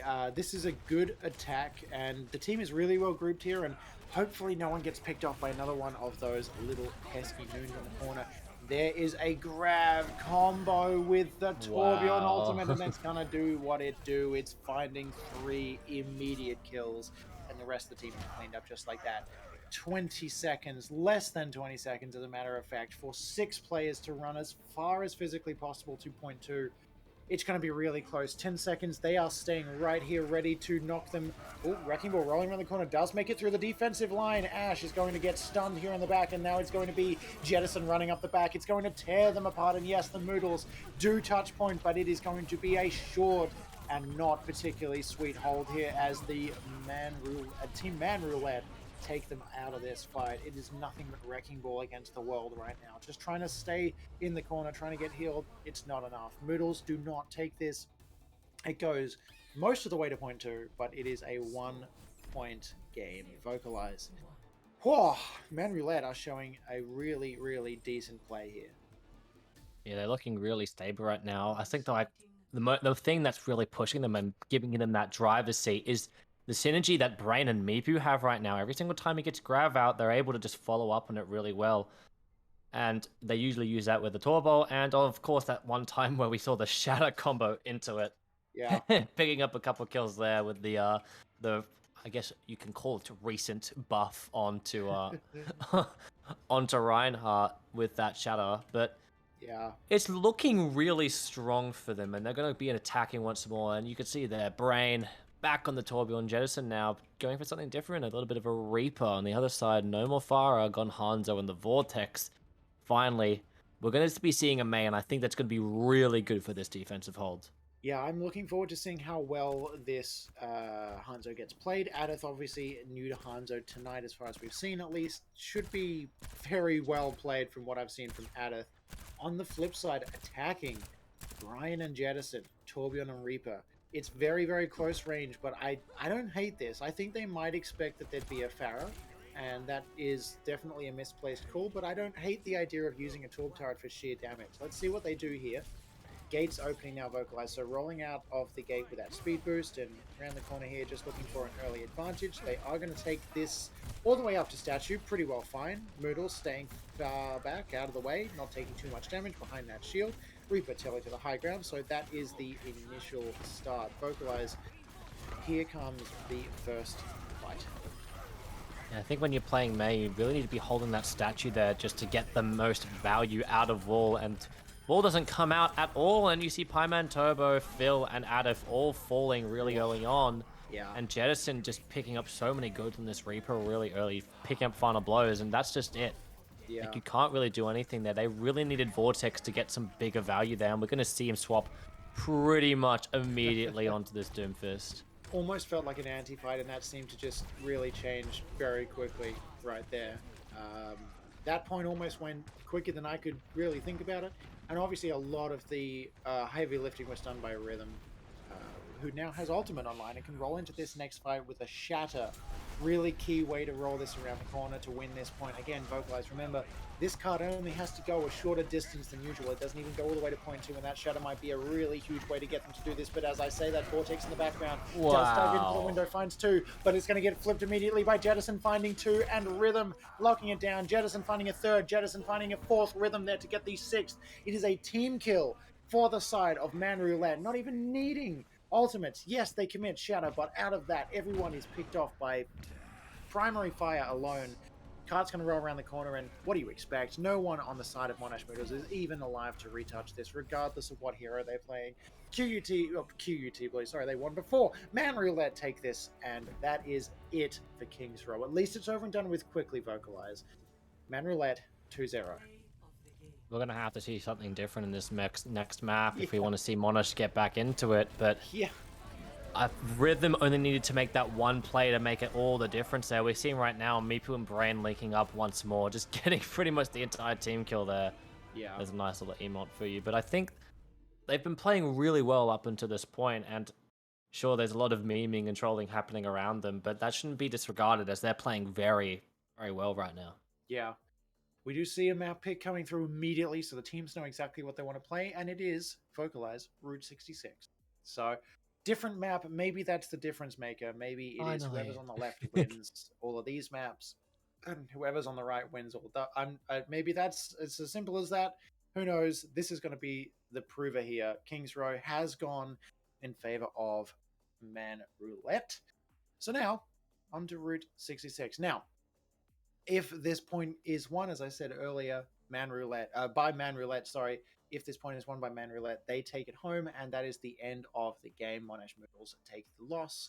However, if Monash Moodles are able to win this one, then we play on until the first team reaches 3 points. So all hands on deck, and it is probably a lot of favor for Route 66 being in favor of the Moodles tonight, as far as, having the game play on longer. So if you want to keep playing, cheer on the, or keep watching, I suppose I should say, unless I'm speaking to any of the players in the lobby right now. If you're watching, hi, welcome. I hope you're enjoying the cast. But if you want to keep playing and or watching, chuck a bit of favor towards the Moodles. They can take this next one home, and we will continue to play. Now, we're getting set up and ready to go on to Route 66. So, Vocalize, open field. What do you reckon we see? I reckon a bit more of the same from Man Roulette. I think they're Yeah. going to be rocking up with that Reinhardt, totally with that Torbjorn, and I think Yeah. Monash have to kind of swap it up here. I think they're going to try and go for a Winston and try and pick out targets instead. Yeah. I feel like that's the way they should go here because as we've seen before, the brawl isn't actually their strong suit, and I think if they play around what Man Roulette are good at, then we'll see a big shift and change. But of course, if they're going to run that dive comp, they've got to worry about the Torbjorn, and I think that's going to be the big difference maker at the moment. How well they can play around it. Hopefully, they can pick up this map. But of course, it's going to be a tall order. Yeah, no, totally. Monash Moodles have got their work cut out for them, but this might well be the difference maker. Route 66 is a very unique beast, and it might make the difference. We are rocking into it now, about to get started. If you have any suggestions, drop them in chat. We're going to keep an eye on the game right now. And yeah, here's the start. So we see, about 10 seconds, we're going to see the first picks for these players come through. I'd like to think that we see something different, personally, Vocalize. I think that we're going to see Brain and Jettison pick something that isn't Torbjorn Reaper. And I'm saying that because there is a Torbjorn initially slated and a Reaper as well. That's why I wanted to jinx it like that. That was entirely my... Look, they've got favorite heroes. That's awesome. I'm really, really pleased for them. But Monash Moodles at least are playing something a bit different here. We have Diva, Winston, Widowmaker, Echo, and then the Ana Brigitte support combo to back it up. That might work really well. Sniper here for Vortex might make the difference between a win and a loss. And look at this. Man Roulette rolling up really close, crouch walking up to start this in the wrecked train cabin here. I've seen this done before. I hate it myself in games. This might well ruin the start of this game for Monash. Or they might know exactly what's coming. They jump onto cart, here's the initial fight, and there's the rollout from Man Roulette. It's going to do a lot of damage initially, and actually Reinhardt gets slept. At the moment, it's only castable abilities getting knocked out, and yeah, Brian's the first one to drop here. There is a Sombra hack onto the side of, onto Rennick, sorry, and a bit of a trade here. Valkyrie finding two. It's going to be a bit of a retreat for Man Roulette. And of course, they have the further spawn here, so the Moodles are taking a little bit of space decidedly. Baptiste dropping. Reinhardt and Zarya are on cart, but no supports here, and a lot of damage being dealt to Zarya in the back there. So, yeah, early fight Vocalized, posturing for a Monash Moodles win, and QUT not really swapping much up. Oh, as I say that, Jettison has swapped from Reaper to Cassidy. I'd like to mention that I'm amazing at predicting what was to happen because, yeah, I think they did exactly what I thought they would do, and I think it's worked really well for them. I think Adif going onto the Echo and playing around that Torbjorn, not allowing him to get that value, was really important in that first fight. But now we're going to see what they can do here with Rennick on the window now. Their Vortex just waiting to get that value from on the high ground, waiting to get the hack, but Mipu's got the grab, and there it is. It's put out right there on top of Adif on the copy. Yeah. Gets him out of the sky like a flycatcher. Does not get any value though after it, but we got the C now. Oh no. We got Fireman Turbo in the middle of it, gets shattered in the process. Adif kills Jettison, but the picks are going absolutely everywhere in Valkyria. What on earth just happened? That is exactly what Moodles need, Vocalized. Those plays. Yes. Go Valkyria. Embrace the chaos. Embrace the chaos. I'm so glad we've seen Valkyria pull out a couple of good bombs like that. And early on, at the start of this game, we saw Valkyria doing some really decent damage too. So really, really, really well done to Valkyria for doing that. I'd like to point out Winston jumping in, nanoed, getting slept, and then woken, losing almost all of their health, and then using their ultimate, and just taking the entirety of the focus from Man Roulette for a lot of that game. Either way, we reposture now. Man Roulette rolling their way back in. And it is a Monash Moodles pushing the cart around the corner here. Look at this. Man Roulette Vocalized posturing on the high ground for this early fight. Yeah, we're going to see High Noon come up really early here, picking up Adif, and that's going to be probably it for this fight as they pick up two picks really early, unless I can kill a Rhythm or Brain who's on low health, but it's like...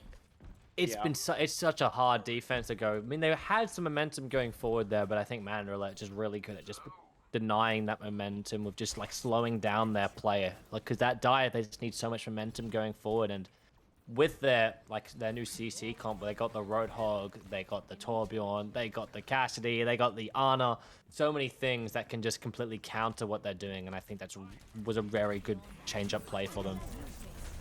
Yeah, Luckily absolutely, and a massive hack right here from Vortex, who does go down, but leaves the hacked team behind.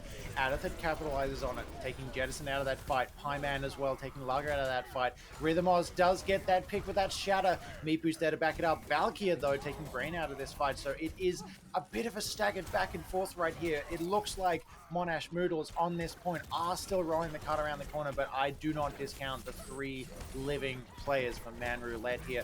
Baptiste dropping really low. There's the whole hog getting used in the background. It's not really going to find anything right now, but there's a stun from Jettison. It doesn't do too much, but it does scare me for a second there. And there, Winston jumped in, gets slept on the high ground. Moodles slowly rolling this cart around the corner. They cannot be stopped.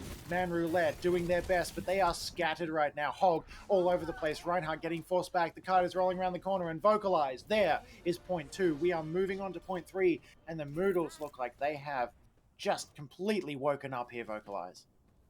Yeah, finally. I mean, they definitely were halted for that short while, but they were able to just turn it around really quickly with a very good EMP from Vortex, which I think we just disregarded. It was a 6-man, and it was able to turn the fight in their favor. But right now, Jettison was able to pick up very fast Paul. Not going well for the Monash Moodles right now, losing your support so early on. And now it's time for manroulette to try and push in and see what they can do here. Push up, trying to get some kills. So Jettison again on that backline picks up another support here. The Immo field saves him from the wrath of the Diva Bomb. No kills for them right now. Valkyr doesn't get lucky as he did last time. And now we're going to see a Shadow comes out. And there we go. Pyman Turbo now just hooking on the Gats. Double melee. Would you look at that with a triple kill? Easy as we like there. And they are going to have the Primal coming up as well. Yeah, Pyman did an amazing job of jumping in and capitalizing on that Shatter, and to good effect. Because that, totally exactly what they needed. Echo really useful for opening up that advantage, and now it's manroulette, who in any other place seem to be the advantageous team here. Just, on the back foot entirely. There, we see Vortex using that Sombra ultimate. It is not going to find too much advantage here, although, as I say, that is going to help the team win this fight. Monash Moodles doing a really great job. Look at that in the background. Pyman, 1 health and a dream, doing the best they can, getting DM'd, getting healed. It is a Tracer sitting on the high ground against the world. The card is still rocking around the corner. Everyone is dropping, and it is a recontest central for manroulette, doing their best. There is a drop in from Wrecking Ball, staying on this point, but not close enough to contest. Lucio hacked on point, losing a lot of health, cannot heal. That is Brigitte taking that out of the fight. Vortex taking Lager out of that fight. Sorry, Brigitte there to support. Bull on the point, does get the mines out just before the hack.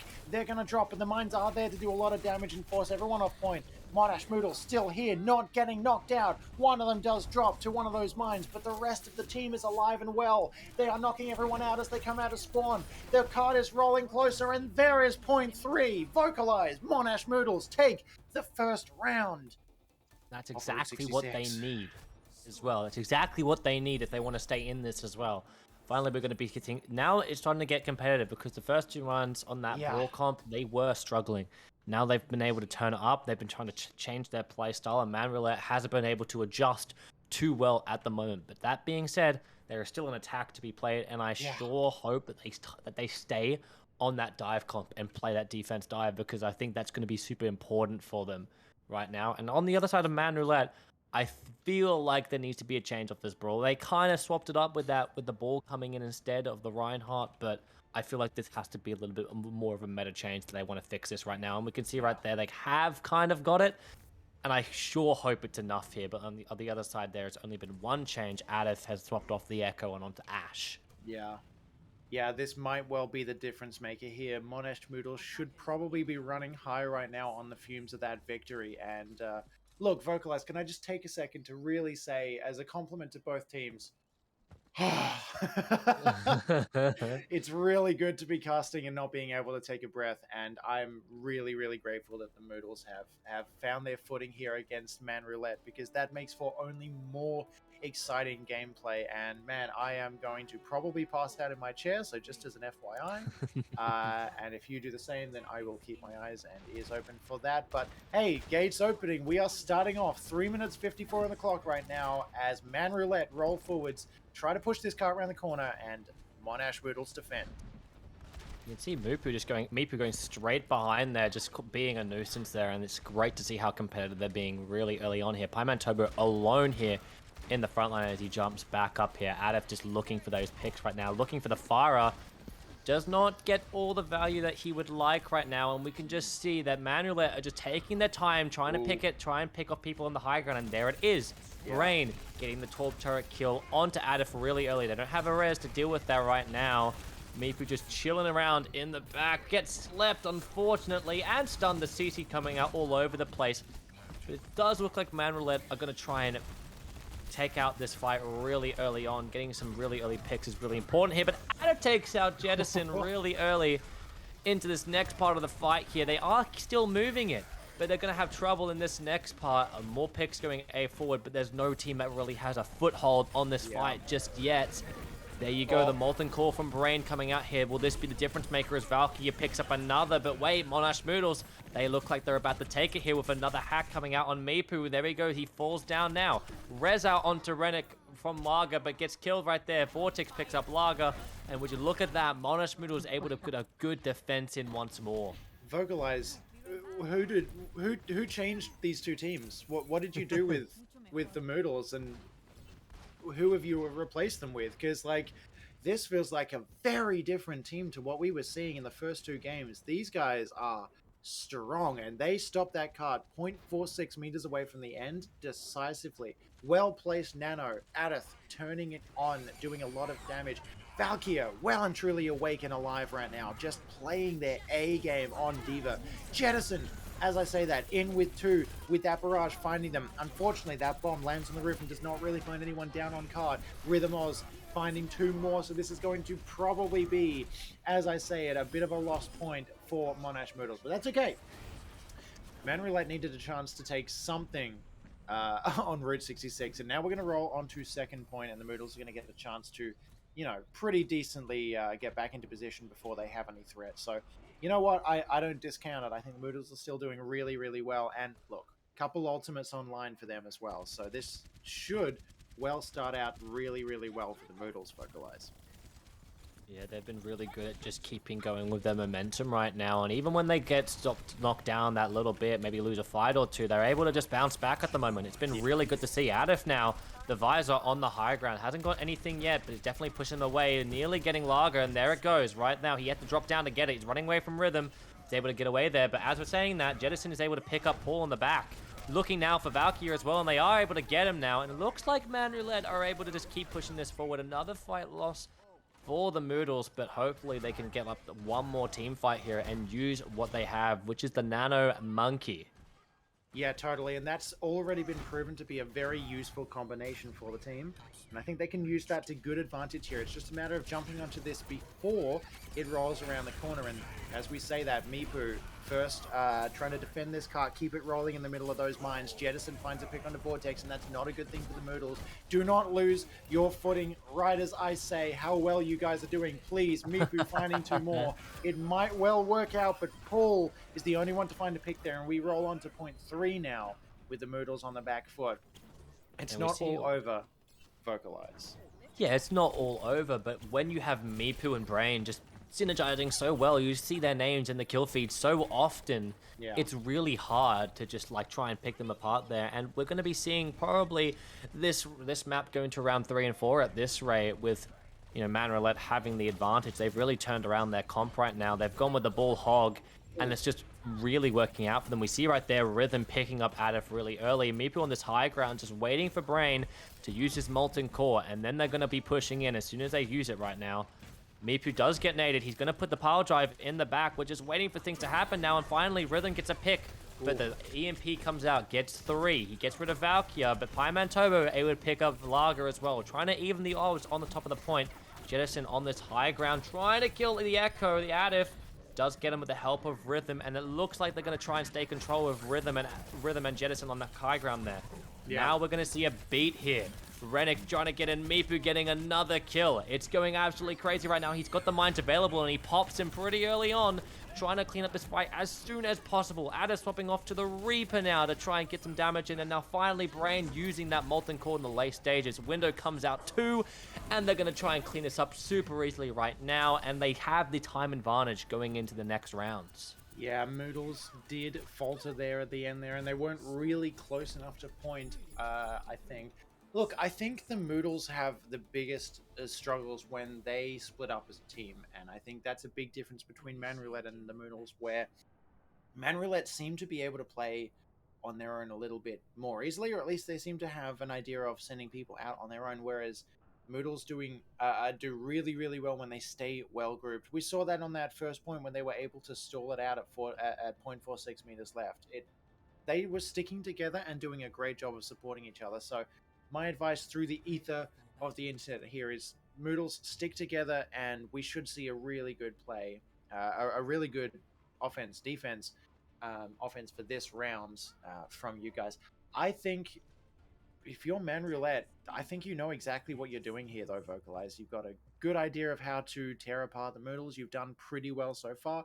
You're riding high on the confidence of 2 points to 0, and yeah, you only really need to take home this map, and then you're all done. You can go grab a pizza, you know? So after this, I reckon maybe the defense, maybe the defense starts in the card here, and then they roll around to a regular defense on top of station.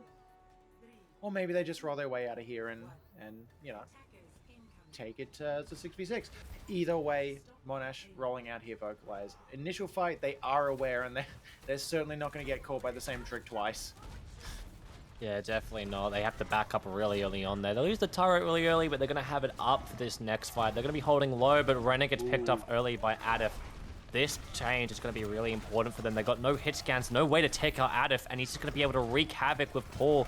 Damage boosting him through. As we see right now, Rhythm Oz getting terribly low, and all they're going to do is turn on the gas and keep going through. Jettison on that left side looking for some contest on the point, but doesn't get any luck. And we're going to see Monash just cruise through this opening point.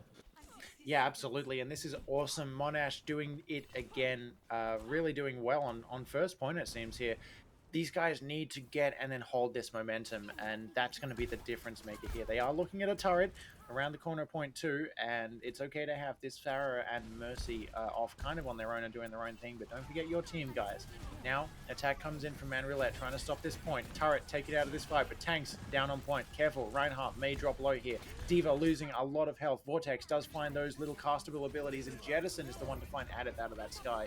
So it is a player down to the side of Monash Moodles. As I say that, Adith gets rest, but Phil is taken out of the fight, and there's a lot of damage being dealt to Pi and Vortex. It's going to be manroulette taking control back here, and yeah, they're all over cart like a bad smell now, and it's just a regroup for the Moodles. I like the way that Adith plays Farah here, but I don't know if it works super well for the Moodles composition for Vocalize. I mean, they are looking like it's in there. They've got Mipu just stalling it out right now, just trying to hold on for the rest of the team to get here as the rest of the 4 get in. Overtime now comes out. Mipu tries to get out, but Vortex gets him. Unfortunate there, but they do get a res off really early. That's going to be really important for them. He's coming up on mines. Adif is going to be the differential here as they swapped off to Ash now to try and get some separation. They need one fight now, manroulette, and that will be all she wrote, and they're just waiting for the perfect time to strike. You can see Valkyrie there waiting for that bomb, the perfect time to use it. There we go. The shatter comes out from Pieman, and they try and turn on the gas. Mipu gets in here. We see the self-destruct come out. Does not get anything of it. The Bob, though, however, does pick up Phil really early on, and we get the pile drive in. No res. The res does actually come out there. Thought it didn't, but it looks like now manroulette are going to clean this up with a really good Bob from Jettison. Yeah, again, directly after point 1, right outside the gates. At least it isn't pre-point 1 or right on point 1, but not ideal for the Moodles here. Definitely not unholdable, but they're going to have to pull out their A game. And look, I think they can do it. I think they've got what it takes, but it's going to be tough, given that manroulette have certainly come out first, or at least come out on top, was what I was going for when, you know, attacking point 1. manroulette maybe change things up a bit here. Moodles, I think they have what it takes. I think they've got the composition down pat now, and they just need to play their strengths. Vocalize. I think I agree. I mean, they are. Wow. Okay. They're looking to end in style. It looks like. I mean, Yeah. I Is don't. this I expect nothing less from this team, though. I mean, they do a little trolling, and I understand that's the joy of the game sometimes. But on the other side, the Moodles have embraced the meme, as you can see it right there. They got the Torbjorn in now, a soldier. They're using a hog and the Sig. They're completely changing it up from what has worked for them the last couple rounds. I mean, of course, it didn't work that time, but I think they might be flustered and just be using a final like plan to try and get the win here and try and keep it on to map 4, but we'll see what happens. Yeah, this may well be the big difference maker, I think, here running this composition. And yeah, we're going to see that turret getting put up in the back to keep an eye out for a Pharah that will not be coming. And yeah, manroulette, Bastion, protect the president on cart here with a with their own Torbjorn as well. Just turret central on that card. And yeah, Bastion losing a lot of health to begin with, but shield central as well, protected very heavily. Cart halfway to point 1 already, and it can be stalled here, but Monash need to jump on, and they do. They take that turret and that immortality lamp out of the fight, but it is Jettison again finding the first pick onto Valkyria. Brian as well onto Phil. Jettison finding Pi in this fight. Rhythm finding Adith and Vortex. It's going to be Meepu taking the last one home, and the Moodles are out of this fight and almost out of the game. They do have enough time to touch if they can respawn quickly, and the majority of the team does come back before anything changes. They're going to roll back onto this point. They will have a chance to touch, but it's going to be right down to the wire here. Vocalize point 1 is going to go. It is just a couple meters left. They got one final stand here right now. Adif nearly has the visor, and we can see him on that top right side. He's going to take out that turret really early on, and we're going to have to see where Brain plays it next. And it might be a crucial part in denying this Doomfist right now that Vortex is going to bring to the table. They are going to be able to touch it here and get a full 6-man for this fight. Jettison has set up onto the point really well here. He does lose a lot of health, and he falls down really early. Thanks to the hands of Prime and Toba, they are going to get the res up. Brain as well using Molten Core to get rid of Adif, who used his visor in the process as well, and it looks like it's going to be all over here. Jettison with the configuration tank in the window, and there we go. He picks up the Nano Booster Sigma and Paul, the Nano Booster, and that is going to be all she wrote. The manroulette are going to take this win. Yeah, an amazing play there and an amazing attempt from the Monash Moodles to try and hold this, and it looked like it was almost going to go in their favor, but manroulette at the end of the day just really knew what they were doing and had the W strategy. It worked out well for them, and they played that very, very tightly. And look, I think if I break it down a little bit, watching from the top perspective as I was at the end of that, Moodles tried to do a couple of different things, and it almost worked out in their favor. But where they lost, I think, was just how much they split the team up. They put Addison in the back, and then they were already a 5 once that turret stopped him from doing too much damage. Really well attempted. It almost worked out, but Immortality and a Nano Booster Jettison just at the end of the day made the difference. Really well played to both of these teams. Super fun to watch. Great to see 3 university teams playing tonight. Vocalize, Monash Moodles, QUT Blue, Unimelb 2, and the non-uni team, manroulette. Lot of blues, lot of oohs, lot of M's, all over the place. It's been a tongue twister, and my just dyslexia has been going off the friggin' walls tonight. But really, really fun games, and huge congratulations, Vocalize, to every single team playing. Yeah, definitely. It's been a strong showing from every single team. I think the scoreline flattered some teams. I think it was very strong showing from all of them, especially Monash on that very last map. I think they deserve a lot of credit for that, especially the likes of, Adith, who played a really strong Echo and a Farah, as well as swapped onto the Soldier and did really well there. On following that, of course, I think for manroulette, you have to give a lot of credit to Meepu, who did really well in that tank throughout the game. He played a bit of off tank and to main tank on the ball. Just did really well. I mean, the opening play we got on the shrine where he knocked a couple people down into the pit was quite the memorable one. And I think just him and Brain just linking up was super important to their win today. Yeah, absolutely. I fully agree. And overall, really well played. I think Valkyria and Adith played out of their minds and really turned it on in that last game, and that was super fun to watch. But as I said, overall, congratulations to every player and team that played tonight. We saw 2-3-0s happen. There is your prediction in chat for anyone curious. Enjoy your points if you won. I'm sorry if you lost. But yeah, 3-0 for both teams with QUT and manroulette taking home the win tonight. And that just leaves our goodbyes, Vocalize, until next weekend at least. How unfortunate. End of the game, end of our tour games for tonight, but that doesn't mean we don't get 2 more games next Saturday, so don't forget to come back then. Till then, let's have a roll of the credits and say some thanks. First of all, of course, a big thank you to everyone involved in having this stuff run. People put together these tournaments, and they are run by AOESports. So a big thank you to Bloodborne, Gat, Papadagga, as well as the people on stream tonight, Sdogga and Bees, running things behind the scenes, getting things set up. Huge thank you to everyone. Pap, Sdog, and Bees are the event coordinators, as always. Temporalic was streaming tonight, did an amazing job. Thank you, as always, Temporalic, for your streams. One of the MVPs, one of the OGs.